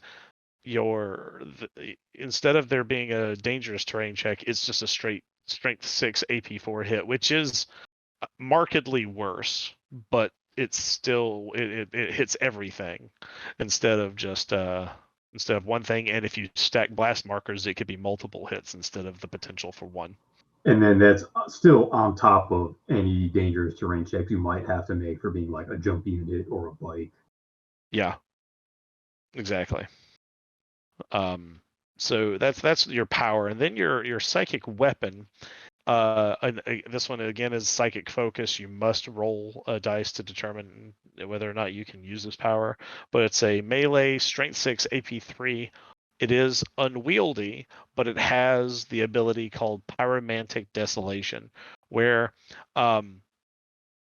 in addition to attacking normally in the assault phase, so you still get to attack with the stat line of the weapon at initiative 1 because it's unwieldy. When you attack at initiative 1, but before any pile-in moves or attacks are made, you place a 3-inch marker centered on the Psyker making this attack. All other models wholly or partially under the marker, friendly or enemy, suffer an automatic hit with the Strength 6 AP3 profile. These hits are resolved immediately and do not count for the purposes of resolving the winner in an assault. So yeah, you get your 4 or 5 attacks for being a Psyker, and then this thing also just explodes at the same time, potentially taking out your dudes and theirs.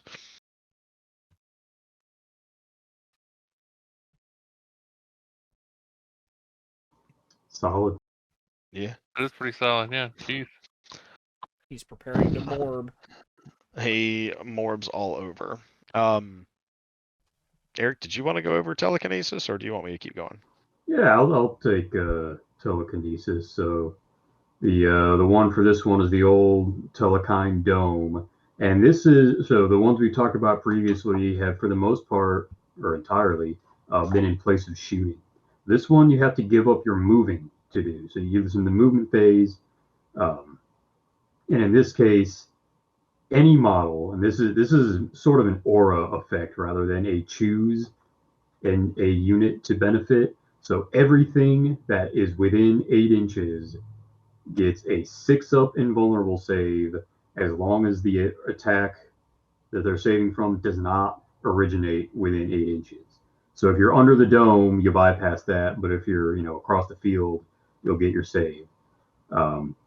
But then if the Psyker does basically anything else that turn, if it moves, shoots, charges, or even is charged, then it goes away. However, if you don't do any of that, it just never goes away. So you could potentially just set up somewhere, cast that power, refuse to elaborate further, and never leave. If you do take the check, you get a 4-up, which is better than what most things that probably want to be static have, because you can put that on vehicles. You can put that in like a heavy support squad or anything like that, recon squad if you're nasty. And you only have to take that check the first time you cast it. Yep. And obviously, if you fail, then you suffer perils and it ends automatically. So this is one where if you fail your perils, like the other ones, you still get the mid bonus. This one's all or nothing. Yep. I am not sure on the wording there, but I feel like each turn you want to have a 4-up, you need to do the check. No, it says when initially using or at the start of any subsequent movement phases. Yeah, so you can just sustain that 6 forever, but if you want the 4, yeah, you'll have to do some upkeep. Which like fair. Yeah, it's a small price to pay. I would definitely say so. Especially just for how broad that is too, because it doesn't even say entirely within. No, you're right. It's just it is all models, so it is a model by model basis.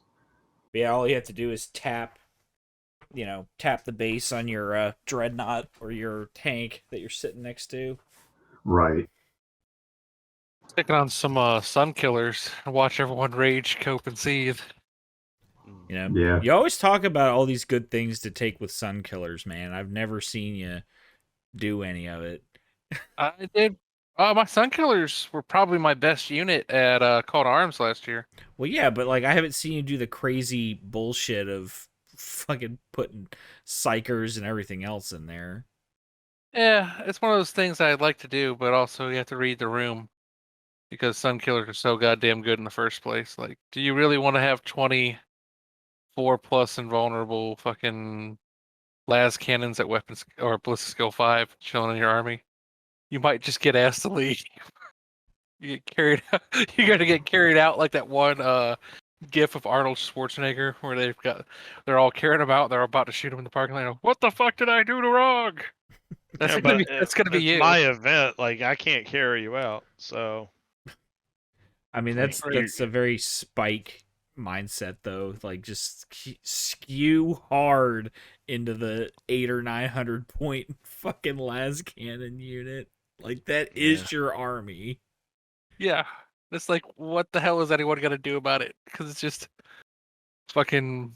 Because they all come with chain swords too, so my advanced reaction is not bad with them. Nope. They have chainsword, bolt pistol, las cannon, everybody in the squad. It's like, just stick a psyker, give them the fucking Telekine dome, just rock and roll. Put a master signal in there for night fighting. Both of the armies that have really good exemplary battle and or legacy units. Yeah. Yeah. So the psychic weapon that pairs with this one is just called Telekine's Focus, 24-inch range, strength 8, AP 4, heavy 1, Sunder, 3-inch blast, psychic focus. It's all right, I guess. Sunder is always good. It exists. Yeah, it's just it can be used against anything. I mean, against infantry. I mean, it's a strength 8 hit, so they're instant death for what it's worth.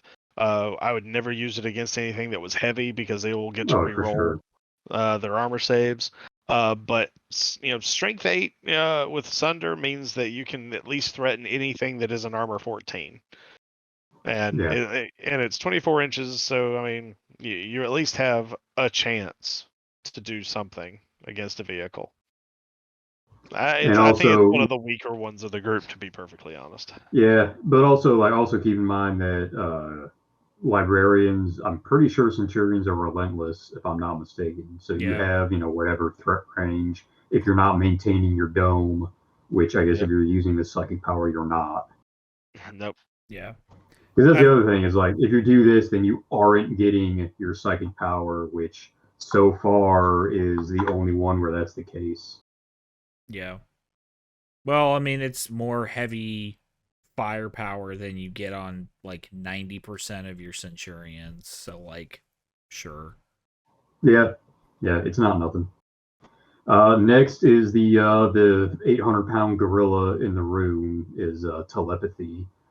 This is definitely the single strongest psychic discipline in the entire game. This is more of a explanatory, understand that it exists, rather than a here's how you should use it, because you probably shouldn't. But the power is telepathic fugue. Just like before, this isn't in place necessarily of anything. However, you get it once per turn at the start of any phase, and that's at the start of the phase. You choose an enemy unit within 24 inches in line of sight and make your psychic check. If they pass, then that unit may not make any reactions for the duration of that phase. So you don't have time to like maneuver into position first, but it has the range to, if you want to prevent movement reactions, that's the only place where that would be necessary. But it also doesn't limit you from shooting. It doesn't limit you from moving or charging. And you can basically just charge anything for free, shoot at anything for free if it's close enough. The weapon is sort of weapon in air quotes, telepathic hallucinations, 36-inch range. It has no strength or AP. It's Assault 6, Psychic Focus, and has the hallucination special rule. And this is what actually makes it work. You roll your 6 dice. Any hits, not wounds or anything like that, any hits cause the affected unit to immediately make a pinning check. And for every hit that you score, it adds 1 to the roll. So the example given is the enemy has leadership 8 and you score 3 hits. It makes a pinning check and adds 3 to the result roll. Now, that on its surface, it's like, okay, well, there's plenty of things that cause pinning and even like shell shock and night fighting to stack. And like stubborn is a thing and inexorable is a thing. But no, that doesn't apply here because it's not a modifier to the leadership, right? So stubborn prevents you from taking any modifiers to your leadership when you make a pinning check. But this isn't a modifier to your leadership, it's a modifier to your dice result. So you can be, unmodified leadership 10 all you want. You get hit 6 times on a 2 up, and God, don't even get started. You have a Techmarine in there to. I guess that actually wouldn't do anything for you. No. It doesn't give you twin linked. If you had some means to make that twin linked, good God. But even with like 4 or 5 hits, all right, the average of 2d6 is 7. That's an 11 there, and almost anything in the game is going to fail that. It's brutal. It's very long range. It's tough. It kept my Fulmintaris locked out for an entire game. Yeah, I used it once just because I never I'd heard the stories, but I'd never seen it myself. So Gray and I played a 3,000 point game, and I brought a telepathy psyker, and he had Fulmintaris, and they just never did anything because I kept them locked down the entire game. Because here's the other thing, is that telepathic fugue, there's nothing that says you can't shoot on top of that, so you can quench the return fire and then pin them, and there you go. This needs to be like Assault 2. Assault 6 is 6 is ridiculous. I don't know what fucking warp dust whoever was on that wrote this thought that was a good idea. Because then, if it's Assault 2, then it's essentially just like Shell Shock 1 or Shell Shock 2.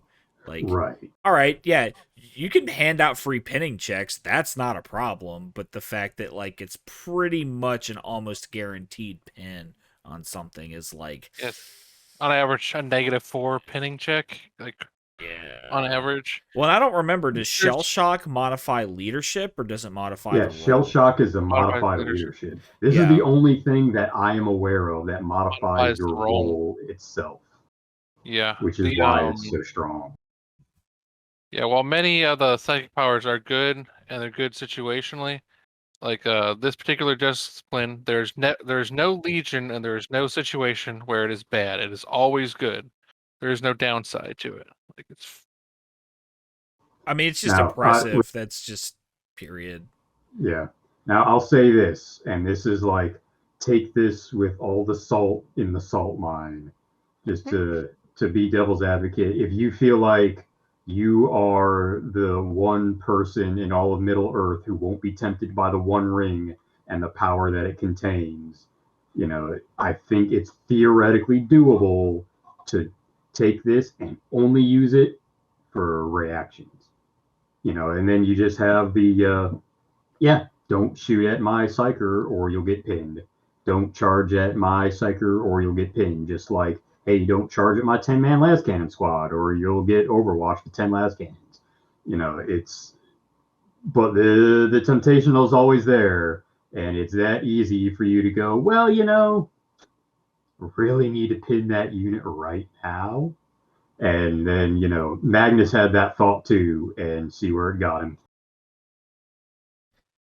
Yeah. The line between secret esoteric knowledge and mental illness is the finest of lines. I think if you just didn't use telepathic hallucinations, I think you would probably be fine. Yeah, because if you look at the fugue in the assault phase, that's Karn's entire warlord trait. It's a really good warlord trait, but it's not busted. There are some other ways in the game to turn off reactions.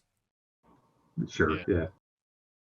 And if you're within 24 inches of something that you're shooting at to turn off its return fire, okay, that's fair. I feel like you've earned that. Yeah.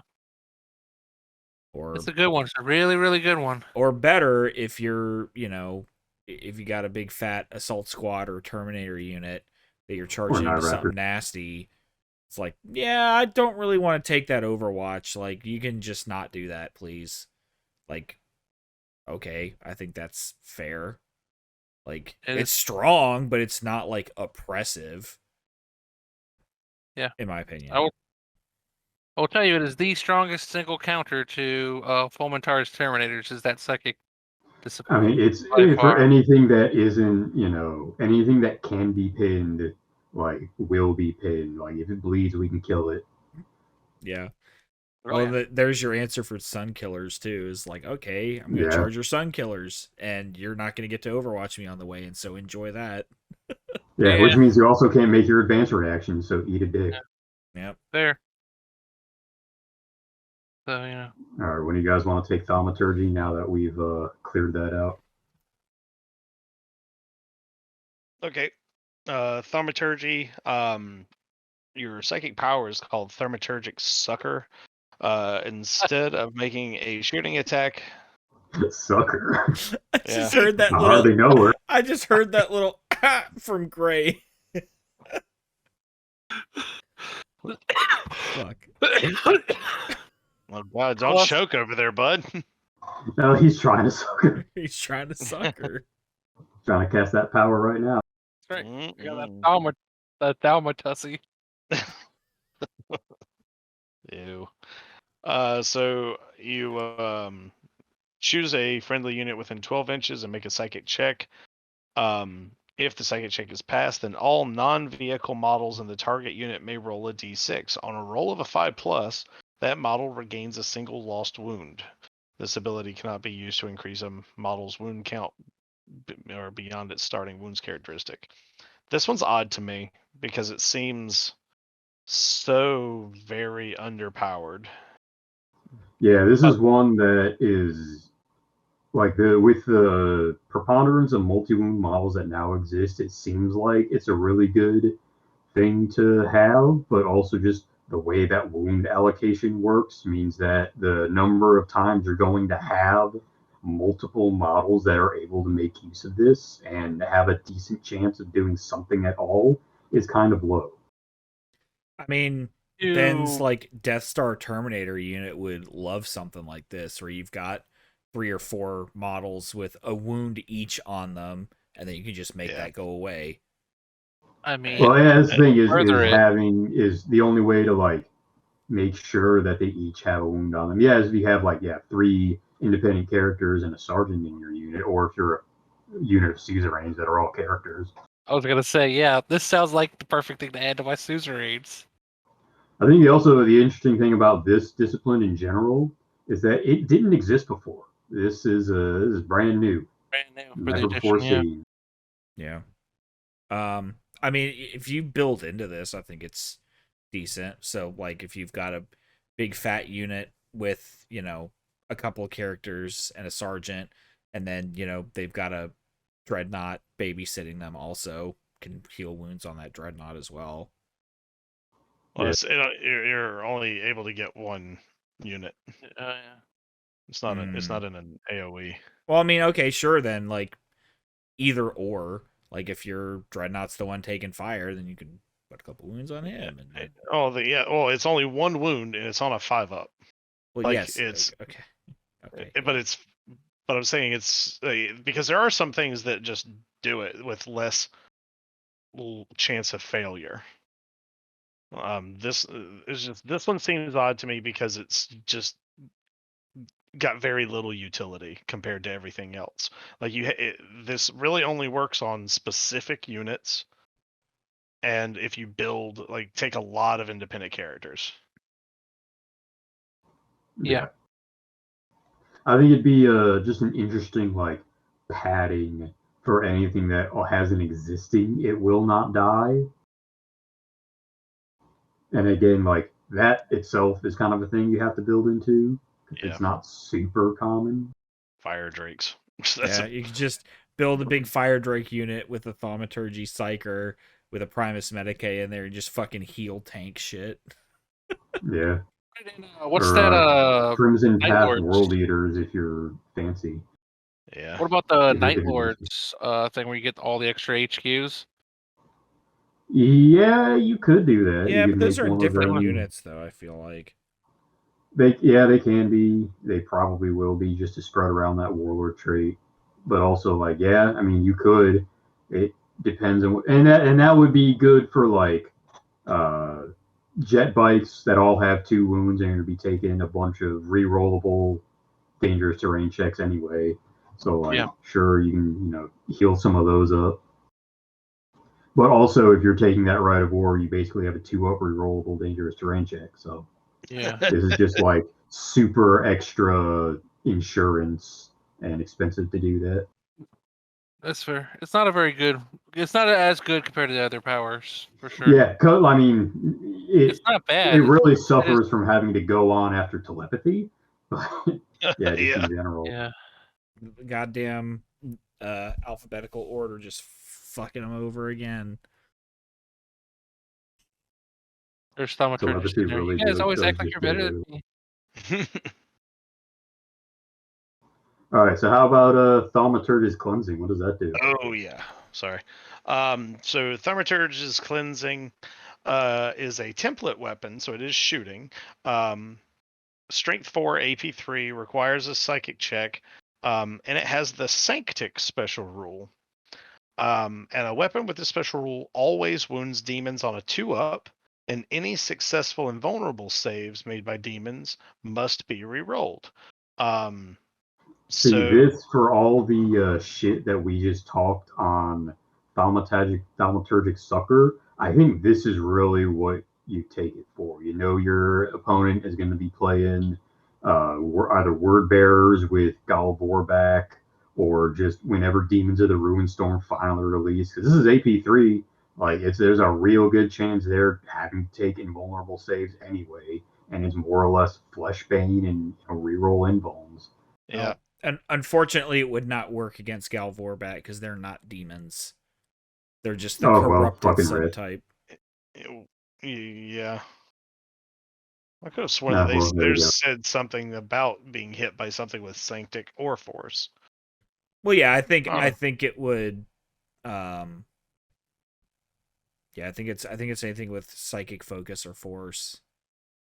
I mean, yeah, okay, so sure, so like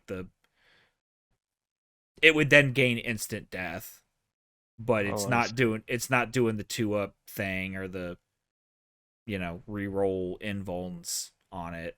So like it's strength 4, AP 3, instant death, so you're wounding on 5s. But I mean, yeah, I guess that's not nothing. Yeah, I mean that would at least take away their feel no pain and put them on that invulnerable save. I would be concerned if they were Galvorback in template range. I mean, isn't that literally what Galvorback want to do? You're getting charged by Galvorback, like, fuck it. But I mean, this thing also does get to hit automatically in Overwatch, and any of them that hit are, because it does say it's that corrupted is again counts anything with psychic focus, and they become instant death. Yeah, I mean, yeah, you're right about the instant death thing. I just meant specifically like it's not going to wound them on a 2-up, and it's not going to make them re-roll invuln saves that they might have if Argel in there, like, because they're not demons. But yes, it is psychic focus, so it would be instant death against them. Yes. Dude, the Galvorback, I was just looking at them and I didn't even stop to look. Do they have an innate invulnerable save now? Not anymore. I mean, well, yeah, there you go. If there's no Argel in that unit on a fucking 5-up to wound, those fuckers are dead. Yep. Yeah. I think it's not bad. I think it's a little bit weak overall, outside of specifically demon hunting. Yeah, it's a very niche. Because it also falls prey to it's a template, so good luck in a game full of heavy. It's also still AP3. But it's a game full of heavy, though. So, like... Well, not charging you, it's not. Yeah, and also, Cataphractic, yeah. Yeah, most of the things that are heavy besides Cataphractic tend to also be, like, 3-up, and you won't get to re-roll, because it's only armor saves. So if you, Flamer, I always come back to the heavy support squad thing, like, you Flamer one of those fuckers, and say goodnight. Or Breachers. Sitting on an objective. Breachers. Yeah. You're playing some fucking Stone Gauntlet fucking list. Eat shit. Oof. Well, those guys are re-rolling invulns anyway. Well, yeah, but, So Imperial Fist can still eat shit anyways. So It's true. Yeah. fuck those guys. You know who you are. So Yellow is the that worst color. is Color of piss. that is all of the core psychic disciplines. So yeah, I am of the agreement. Thaumaturgy is probably the weakest. Telepathy is busted, but the other four are just, I think, pretty good all around. I think any army could probably use them. Except world leaders, and that's why I come here as a non-biased, completely biased viewpoint. Is you guys hate Psykers because they're strong. I hate them because the Blood God scorns them. We are not the same. Can We you are not not the take same. them? Are you forbidden from taking them? I'd have to reread now, but No, I know at technically least in they are the- not. yeah, I think you can still do it because in first edition, if you took Berserker Assault, I think it was, you couldn't, but now they've lifted that. So if you want to be that guy, sure, take your Telepathy Librarian and your World Leaders Berserker Assault list. Go ahead. I mean, at that point, like, you might as well just go play 40k. Like, Yeah. like okay, because you're not here for the lore anymore. The lore. The lore. What? It's my army's Fucking backstory lore that they're just better than everyone and have all the best stuff. But I take my Praetor and 2 Psykers because those are the Psykers that were wrangling Angron on Armatura. That's why I also have Angron in my list. That's also why I have Demon Angron in my list. This is we're playing the battle in the split seconds after he ascends, but before all their heads explode. It's like those 2 milliseconds specifically. You'd be surprised how much ground can be covered and how many shots can be fired. You'd be surprised man. how many 4-hour-long 30k games you can squeeze into that period of time. You know, when you actually break it And down. against how many different legions? So, when you actually break it down, I wonder how much a turn/round actually is real world time. Now that you think about or game world time, like D&D. No matter how many people are participating, each round It's 5 seconds. is 6 seconds. Yeah. Yeah. I'm That's how sure you Yeah, get I thought about that and then immediately thought, I'm gonna not think about this. Because you a just spent heresy 4 game's- hours to do 2.5 seconds of firefight. Yeah, it's probably And like somehow 5 the minutes. sun rises in that time. It's like 5 minutes probably. Yeah, remember these are all Space Marines, so they all move faster than anybody else. You know what I mean? Yeah. You know, they're doing backflips in 2.5 tons of ceramite. But before we Dude, get backflips into of Terminator armor. rivet counting 30k, but my realism, like I say that if your 30k game is taking more than 10 minutes, then it's obviously Bush League. You've ruined my immersion. speed running heresy. It's taking you more than 10 minutes just to fire your fucking Fulman Taurus. I don't want to hear it. Sometimes it takes that long for me to figure out what I want to shoot them at. Shit. Either way, doesn't Decisions, reduce my decisions. Probably not my telepathy sucker. Ooh. Sad. So we want to go over the because are there any special psychic tables or disciplines in the Hereticus? Because I Word don't think there bearers. are. Yeah, there's Diabolism. there's Diabolism, and then you have the Thousand Suns have their special force weapons, which works different from regular. Those are not psychic disciplines. Not a discipline. They're different. But yeah, word bearers diabolism. Okay. So won't we just go through those 3 tables real quick? Eric, you can take your army of choice. I mean, we may as well go in numerical order and start with the White Scars, number 5. So they get to take, instead of a regular librarian, you have the option of upgrading to a Storm Seer. It costs the same amount of points, but they get the option to take a White Scars specific psychic discipline called the Storm's Fury. The psychic power for this one is the Call of the Wind. Instead of moving, you may give Fleet 2 to any friendly units with at least one model within 6 inches of the Psyker until the beginning of the controlling player's next turn. Now, if you take a psychic check, you give them Fleet 4. So that's a bubble, right? Which is, on the face of it, I think this one looks pretty good. I think it's going to be difficult to pull off more than once or twice, just because you can't move with a unit that probably wants to be moving, and if it is static, then it's probably in your back line. And you send off, your bikes and give them an extra 4 feet of turbo boost, which is not nothing. But yeah, I mean, it's another one where it exists. It's usable, but probably not consistently, at least in my opinion. The weapon is the Unseen Bolt. It's a 72-inch range, strength 4, AP 4, heavy 1, large blast, barrage, force, and shock pulse. So an interesting thing to note is this does not have psychic focus, but it does have force, so you can take the check and double the strength. It's another one where, just like the pyromancy one, it's got a lot longer range and is a larger blast. And also, shock pulse is not nothing. It's going to be a little tougher to penetrate things, only being at strength 8 and lacking the sunder that the Telekine's focus has. But, I mean, shock pulse is great when you can make it work. Oh, definitely. So overall, I don't know that I would take this discipline over one of the other ones, but it has a place, I think. Use it to snipe out rhinos, which wouldn't be bad.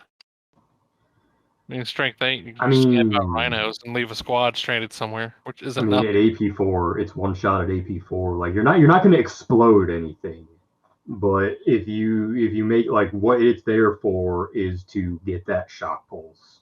Yeah, you could also Hail Mary it. Sorry.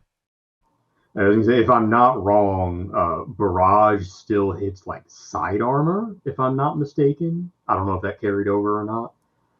But if that's true, Ordnance was that rule. But it's changed. That was Barrage. That was Barrage because it would hit the top, and they would count the top as the side, just like they would count the underside as the rear. For the Moloch and shit. So I don't know if that's true or not. It definitely is not what Ordnance did. Any hits inflicted upon vehicles by an attack using the Barrage special are always resolved against the vehicle's side armor value. Yeah, there you go. So it's okay, there's a Sikaran that's armor value 13 in the front. You have a little bit easier of a time on the side. I was gonna say you could also, and that also means it doesn't need a lot of sight. Could also Hail Mary this at shooty dreadnoughts. Probably not gonna wound it, but you could. Oh yeah, because shock pulse applies to dreadnoughts as well. It's if you got nothing better to do with your Storm Seer, just fucking wing a shot at a fucking Deredeo or a Blast Cannon Contemptor. Yeah. And the best part is you have the range if you're in the backfield that you're not going to get return fired, or even if you're close enough, you have barrage, so you don't need to be able to see them. That's fair. You know what?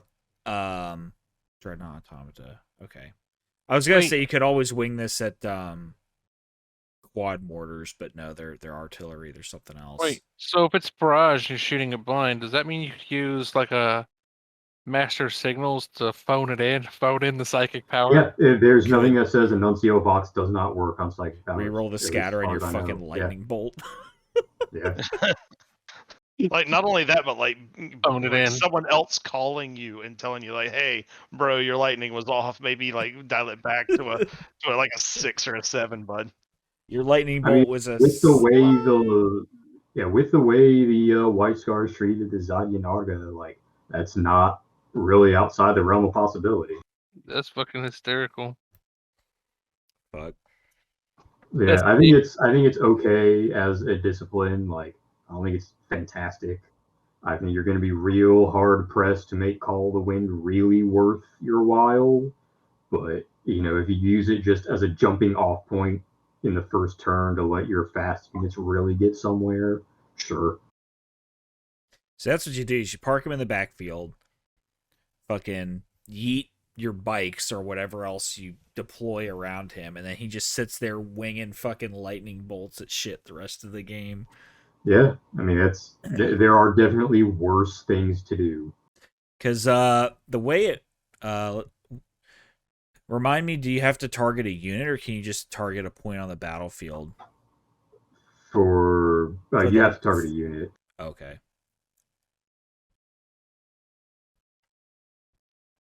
Yeah, no Warlord Titans up in here. Well, the Arcwitter can do that too. It can just target a point. No, fair enough. Yeah, I was gonna say like you could put him in a unit with Nemesis bolters and just like, snipe one thing and then unseen bolt something else. Yeah, no split fires here. Sag. It's Arius. All right, speaking of Sagittarius, Ben, you want to talk about the Space Wolves? Nope. Okay. So the Space Wolves have their own console upgrade called the Caster of Runes. He is 45 points. And he has an option of taking where is that? Divination, telekinesis, biomancy, or the Space Wolf specific discipline called the Winds of Fenris. So your first spell is a psychic weapon called the Wrath of the Death Wolf, which is a template, Strength 5, AP 4, Assault 1, Deflagrate, and Force. And if we haven't gone over it, Force is a version of a psychic check. Well, you have to take a version of the psychic check, and when Force is activated on a weapon, it will double the strength. So this is Strength 5. If you choose to use Force and pass the test, it goes to Strength 10. If you fail the check, then you can still attack as normal. But having a Strength 10 deflagrating template is pretty decent charge defense against a lot of things. I mean, you'll still have an armor save, but if you fail it, you're pretty much definitely going to be insta-killed.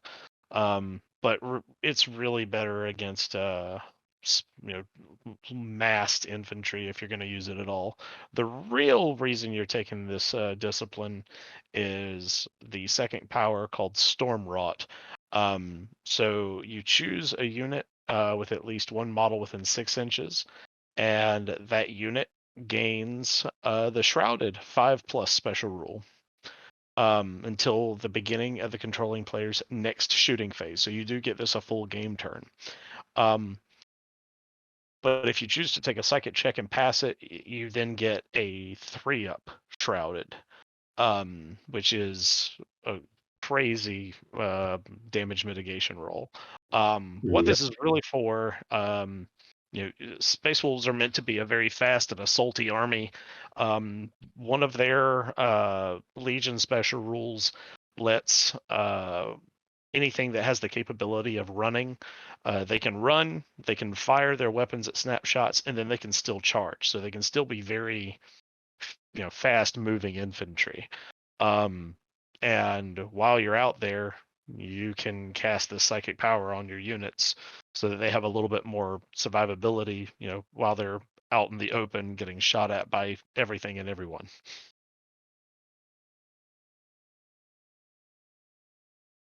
Yeah, so that 3-up, I mean, yeah, we're just right out the gate, that's pretty fucking strong because that's real hard to turn off. However, there is a way to turn it off, and that way is night vision. Anything that is Night Lords, you can't shroud against night vision. Any Tech Marine with a Cognis Signum gives night vision. If you just don't shoot at them because you also play like World Eaters, The last game Ben and I played, he had that. He cast it a couple times. I never shot at that unit. Just didn't need to. Yep. Yeah. So this is, aside from biomancy, this is the psychic discipline that I use more than the others. And really, it is just for that defense. Sitting out in the open, I'm having a psyker with one of two units, either a maxed out Grey Slayer squad, which is 20 models, so it's just running and it needs to be able to protect itself, or I'm putting it in with my very expensive Terminator unit. And I want to ensure that it gets to us, because it's an assault unit, it has basically no ranged capability. Like, I need to make sure that it's going to get wherever it's going to get, no matter what that target is. Like, I don't want to be afraid of charging that 10-man Suns Killer squad if I absolutely have to. Sure. For what it's worth, So, I think they may ignore. I mean, they may. Shroud. I don't remember. I don't remember either. I know in the first edition, if they didn't move, they like ignored cover and cover saves, but I don't know what their new. Wait, pull it up. See. Yeah, I don't remember. But 20 anyway. seconds. Or whatever squad, doesn't have to be Sun Killers. Right. Yeah, this doesn't matter. I just don't want to. I don't want to have to worry about what I'm charging at, or that I'm just going to be, like the last game that I played against Steve. He ended up taking out my Spartan, and my Terminators are just sitting there with their thumbs up their ass out in the middle of the field, and they can't run because they're cataphracti. So I put that on, and like they're still a slow ass Terminator unit. You can outmaneuver them. And you just keep shooting at them and blink them off, and they'll eventually die, even with a good save. So, yeah, that's why I take it. It's great. Looking at Sun Killers this edition, unless I'm snap firing, you just don't get damage mitigation rolls or cover saves. So Wow. rip. So in that instance, biomancy would probably be the better choice. So in that instance, telepathy would be. Yeah, I mean, he's out of line, but he's right. I thought, Ben, when you were explaining the power, you said what this is good for is, I thought you were gonna say what this is good for is giving my unit a 3-up shroud. Like, I thought, like, what this is good for is pissing Jake the fuck off. What popped into my head was like the, how to boil a crab. It's like you fucking cut the front of the crab's face off. This kills the crab. Like, you take a psychic check to gain a 3-up shroud. This gives you a 3-up shroud. This kills the crab.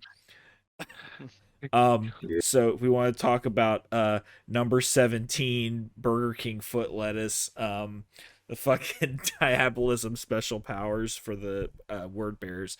So there's a console that you can put on your guy as a diabolist that gains this corrupted and psyker subtypes and uses the diabolism special power. You can also pay for burning lore on one of your praetors to give them corrupted psyker unit subtypes and the diabolism special power, which, like, sure, there's a warlord trait that combos nicely with this, but the first psychic power you get. An interesting thing to note real quick is that the previous two and a regular librarian are 45 points. Diabolist is only 25, but you don't get to choose your discipline. You're stuck with diabolism, but it is cheaper. Yeah, and he's the diabolist is fine. Like, he's not anything to write home to grandma about, but he can give himself a dark and terrible power. When you declare a charge with a model with the power, you can make a psychic check before you roll any charge dice, so you're kind of committing to it. If you pass, you get a Hammer of Wrath 3, and increase both your strength and toughness by 1 for the duration of the assault phase. And if you fail, you get perilled, but you still get the +1 strength and toughness. So that's kind of nice. So it's kind of like mini biomancy. It's actually even better kind of if you fail, because then you get +1 strength and toughness until the start of your next turn. Like, you almost want to fail that. Well, it's only for the duration. Oh, No, yeah, no, okay, yeah. yeah. Yeah, I guess you do almost want to feel. It is only for the Psyker himself, so it's not for the whole unit. True. So what's interesting about this is if you combine this, if you put this on your Praetor and combine it with the one Warlord trait, Enslaved by Darkness, your Warlord basically gets like demon rules, where for turns 1, 2, and 3, he increases his strength and toughness by 1. Turns 4 and 5 by nothing, and then by turn 6 a -1 strength and toughness. But if you combine that with Dark and Terrible Power, then you are getting Hammer of Wrath 3 at strength 6, okay, and then you're on turns 1, 2, and 3, your Warlord would then be strength and toughness 6 for the duration of that assault phase, which, like, that's not bad. You're not getting ID'd by other things other than the Lucky Murderer's Strike swing. So, I mean, it's not nothing. The other one is Hellfire. It's a template weapon, strength 7, AP 4, assault 1, rending 6+, deflagrate. And it's psychic focus, so you got to do the psychic check to pull it off. So, again, it's, it's fine. It's not nothing. Strength 7, rending is not bad at all. You're basically shooting with a template autocannon. And then deflagrate on top of that, which is like, all right, that's kind of cool. Yeah, no, I think it's good. But it's not bad. It's like having it isn't bad. I just don't know that you pay the points for it in the first place. Yeah.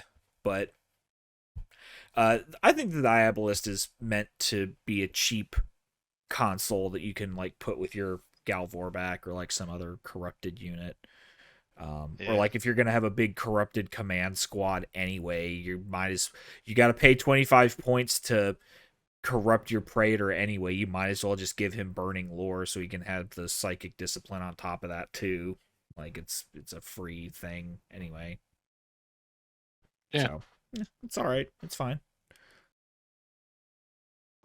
So there's actually one more that we haven't talked about is the Esoterrorist console upgrade.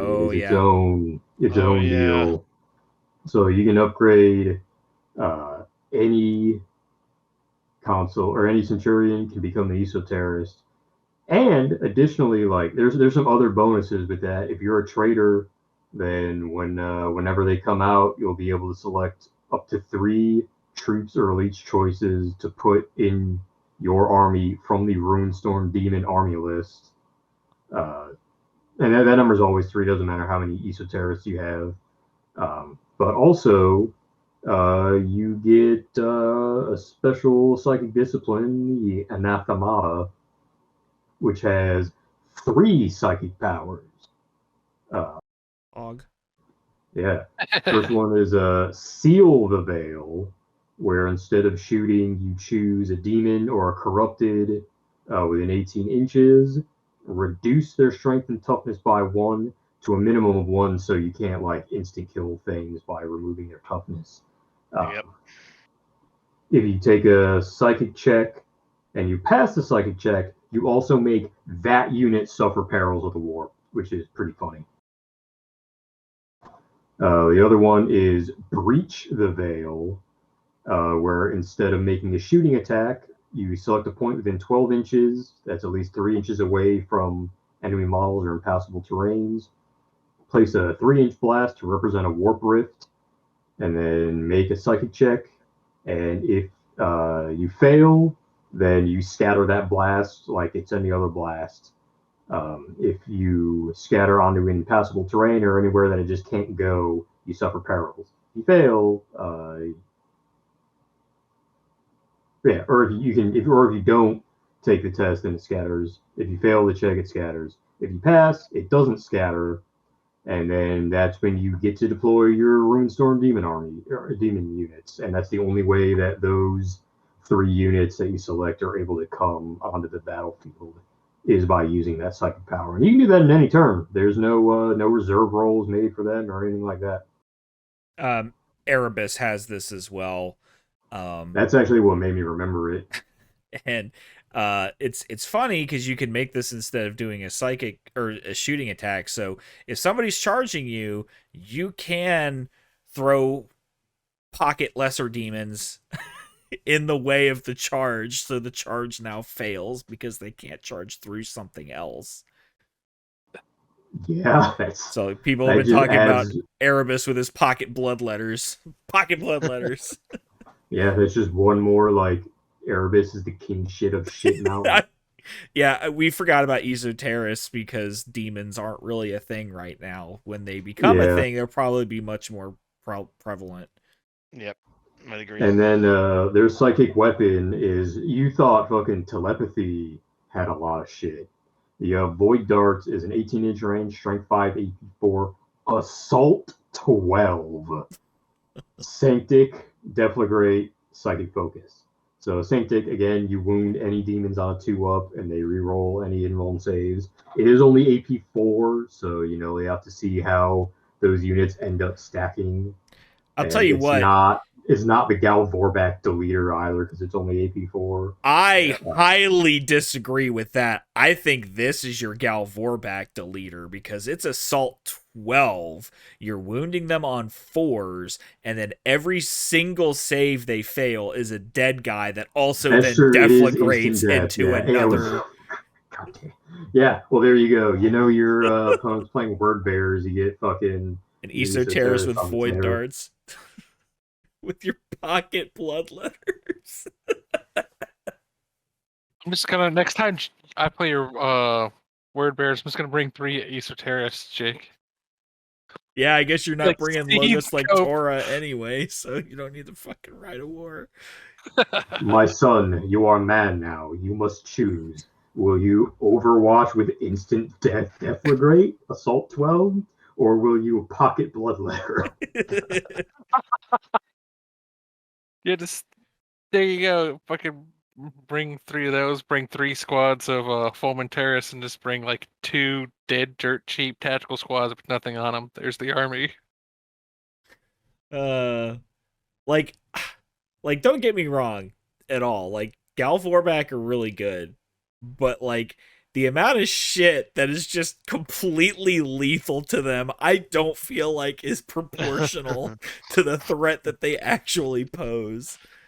Like the amount of shit that's just by like, the way, like anything death. that we've been like, oh, you know, the unseen bolt, yeah, it's strength 8, sure, so it'll instant death. No, that'll instant death Gal Vorback, even a tough 5. Or any other corrupted shit you have in there. Yeah, your pyromantic desolation that's, you know, strength 6, AP 3, and unwieldy, like it's psychic focus, so it's gonna instant death Gal Vorback. Yep. Yeah. Telekine's focus, we're like, yeah, it exists. It instant deaths Gal Vorback. Theoretically, if it did any wounds, telepathic hallucinations would instant death Gal Vorback. Yep. Or any other corrupted unit. So like a fucking Diviner's Dart, like good lord. That one's AP 2. I do think somebody, I think it might have been Alexander, I don't remember who had Diviner's Dart. It was one of, or no, it might have been, I think Carlos might have done it. I think Carlos like instant death my fucking Praetor with his Diviner's Darkest, or it wasn't a Praetor, but it was whatever my HQ was. He was fucking corrupted and a big fat unit of tacticals, and he just Diviner darted him right in the forehead, just killed him. I'm like, all right, that's fine, I guess. Okay. Failure. So one last thing that's really important to mention. We talked earlier at the beginning about how, oh, you know, all the stuff, it's all leadership checks. You know, you take your leadership checks on the highest leadership like anything else, and you can't modify it. That's not entirely true. There is one particular way to cause a modifier to that leadership check, and that's with the Psychic Hood. Psychic Hood is like a 12, 18 inch bubble of minus 2. 18 inches minus 2, yeah. Yeah, so that's minus 2 to any of those checks. Like the 18-inch bubble. The thing about that is like the only things that can take it are like those 3 flavors of like the Stormseer, the Caster of Ruins, a regular librarian, taken for 15. The Esoterrorist takes it for 20 for some reason. I don't think the Diabolist can take it at all. I don't believe so, no. So, I mean, there's your, the best usage for a fast attack submarine is to kill other fast attack submarines. There you go. You take a librarian to counter other librarians. Like, I mean, it's not my favorite answer, but it is definitely one that is available. I mean, if you find yourself in a Psyker heavy meta, like, sure. Yeah, like if you're going to take a Psyker, then you may as well take it anyway, just in case. Yeah. Because it does specify enemy models, so you're not like psychic hooding your own boys. Yeah. You're not pulling the wool over your own eyes. No. Well, they're also susceptible to, snipers, precision shots. And depending on which depending on which discipline you take, some are better at keeping at range and some are better at trying to kill in close combat. So make your choice accordingly. Because I'll tell you, having gone into dozens of combats with a strength 10 force stave, like, it sounds real great, but it very rarely ever does anything against armor 2. So that's actually a pretty good counter to him, is get an actual assault unit in there with him. Yeah. So to kind of segue off of that, the last thing I was thinking of is just, there is one particular army that does Psykers better than anybody, and that's Thousand Suns. Which that's pretty obvious. They should be the ones that do Psykers best. And I won't get into their like cult arcana stuff, because even though they function like psychic powers, they're a little bit different. But it's not that they have necessarily better Psykers. It's just that every independent character that they take can become a Psyker.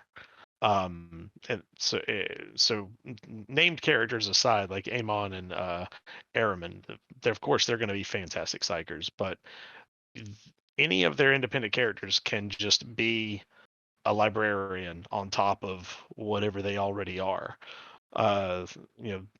You want to put take a chaplain, but then also make him a Psyker, so that one model can give his whole unit +1 strength, +1 toughness, and precision strikes on a 5-up. Just all on one character, giving them a reroll 10. As well. Leadership 10, yeah. And then hatred for being a chaplain. Yeah, exactly. Or a Primus Medicae that you can throw into your Terminator units that makes you just more survivable all around. Give you a 4-up invulnerable save and the damage mitigation roll. So Biomancy just make you toughness 5, so you get that 5-up feel no pain more often than not. Yeah. Oh, and making your Paragon Praetor hit at strength 6 instead of strength 5. That shit starts adding up. So it's not that they get anything bonus to their psychic abilities in general, but they can put it on any character to fit whatever role they want them to take in an army. So literally any console upgrade, any version of the Praetors, like, they can all become a Psyker on top of what they are also doing. Do they still get access to force weapons as Psykers? Or they still get the Achaean force, which is markedly worse? No, so the force weapon is a thing that the librarian gets. Like, right. I'd have to look back at the book again. It's in the because I was looking for it last episode and I was talking like, man, I'm trying to find it. I know it's in here somewhere. It's in the thing that specifies what the Legion rule is, that little black box. It mentions that it's a 15-point upgrade for any character. They get a psychic discipline. Right. Gotcha. The force weapon is a thing that librarian console upgrade gives you. Gotcha. Whatever the psychic power is, or like the psychic weapon, will have force on it. Gotcha. Right. All right. Well, but also like so they don't get like a force sword. Right. Gotcha. And then a key in force is a specific rule on specific weapons that they can buy out of their armory. Gotcha. Which is their plasma, so ether fire stuff, and then a key in force weapons. Yeah. Gotcha. Those aren't super great, but that's an episode for another day. I mean, yeah, not to get too deep into it, but I think a regular sergeant with a fucking ether force maul is a force to be fucking reckoned with. Yeah. Because that's a strength 8 power maul. And also, there's no penalty for failing the psychic check for ether fire. Yeah. Or ether force, whatever it's called. Huh. So closing thoughts on Psykers in general. Like, I am definitely, I've come around on them. I thought that they were a big problem. I still think that there probably should be a little bit more counterplay to them than just we'll take your own Psykers. But I don't think they're as big of a problem as I initially thought. Like, there's something in the game, and if you want to make sure you, like, I mean, if one person in your gaming group is taking a Psyker and nobody else is building around that, then yeah, he's gonna be a wolf among sheep. Like, He's just gonna be getting away with it. Yeah. Yeah. I agree with you. I on one hand, I do kind of wish there was some flavor of Deny the Witch, even if it was just other Psykers had, a deny check, some kind of opposed check. But on the flip, barring the telepathy Psyker, they still die like anything else. You just fucking kill them. Telepathy Psyker's a little harder to do, but you just kill them like you'd kill anything else. We can kill it. Exactly. Yeah, I mean they are susceptible to anything that any other, special character or HQ would be, weak to. So use of precision weapons, use of forcing morale checks, precision weapons, anything like that. Like we'll still take them out, and las cannons. Often las cannons will still take out Psykers. Except for biomancers. Well, I mean, just take 2 of them instead of 1. So, I think Psykers are great. I think that they're in a much improved spot from where they were in, basically 5th edition, all the way up to the ending of Age of Darkness First Ed. Like, I think they're in a great spot. I think that they can be added to basically any list, and they with one of the disciplines they can do something really beneficial. I don't think that they're overpowered. I mean, the baseline Psykers are still just 2 wounds. They're just consoles. So aside from telepathy, I think all of them are in a pretty good spot. Yeah. And as we said, my final. Sorry. No, go on. The answer to telepathy is just self-regulation. Like, just don't be that guy. The answer to telepathy is don't play with that guy. Yeah, don't play with that guy and don't be that guy. Like, you know it's busted. Stop it. Stop justifying it. Like, carefully crafted meta. Like, I really wanted to take Tylos Rubio, and then they brought out his rules for second net. I'm like, God damn it, he's a telepathy Psyker. It's like the the One Ring analogy. Like, he's got another discipline, but am I strong enough to not ensure that he does not get dunked on when he goes into close combat? Like, I don't know. Which, like, again, like we talked about, I think using the shutting off reactions thing is a fair usage of them. Just don't use the fucking auto pin shooting thing. Just don't do it. Or at least not use it aggressively. Just use it as a deterrent. Mutually assured pinning. Pretty much. Yeah. So my final thoughts. Blood for the Blood God. Fuck that weak ass sorcery shit. Yep. Well, so hopefully you guys have enjoyed this kind of walkthrough rundown of Psykers and how to use them and how to use against them, I guess. If you have interesting uses for Psykers, shoot us a message. We're still waiting for that go fuck yourself email. Like, I'd like to see it. I'd love to see it. Somebody out there spicy enough to send that in. Yeah, I don't want to have to send it to myself. I could probably let Cindy know about it, and she would send it daily.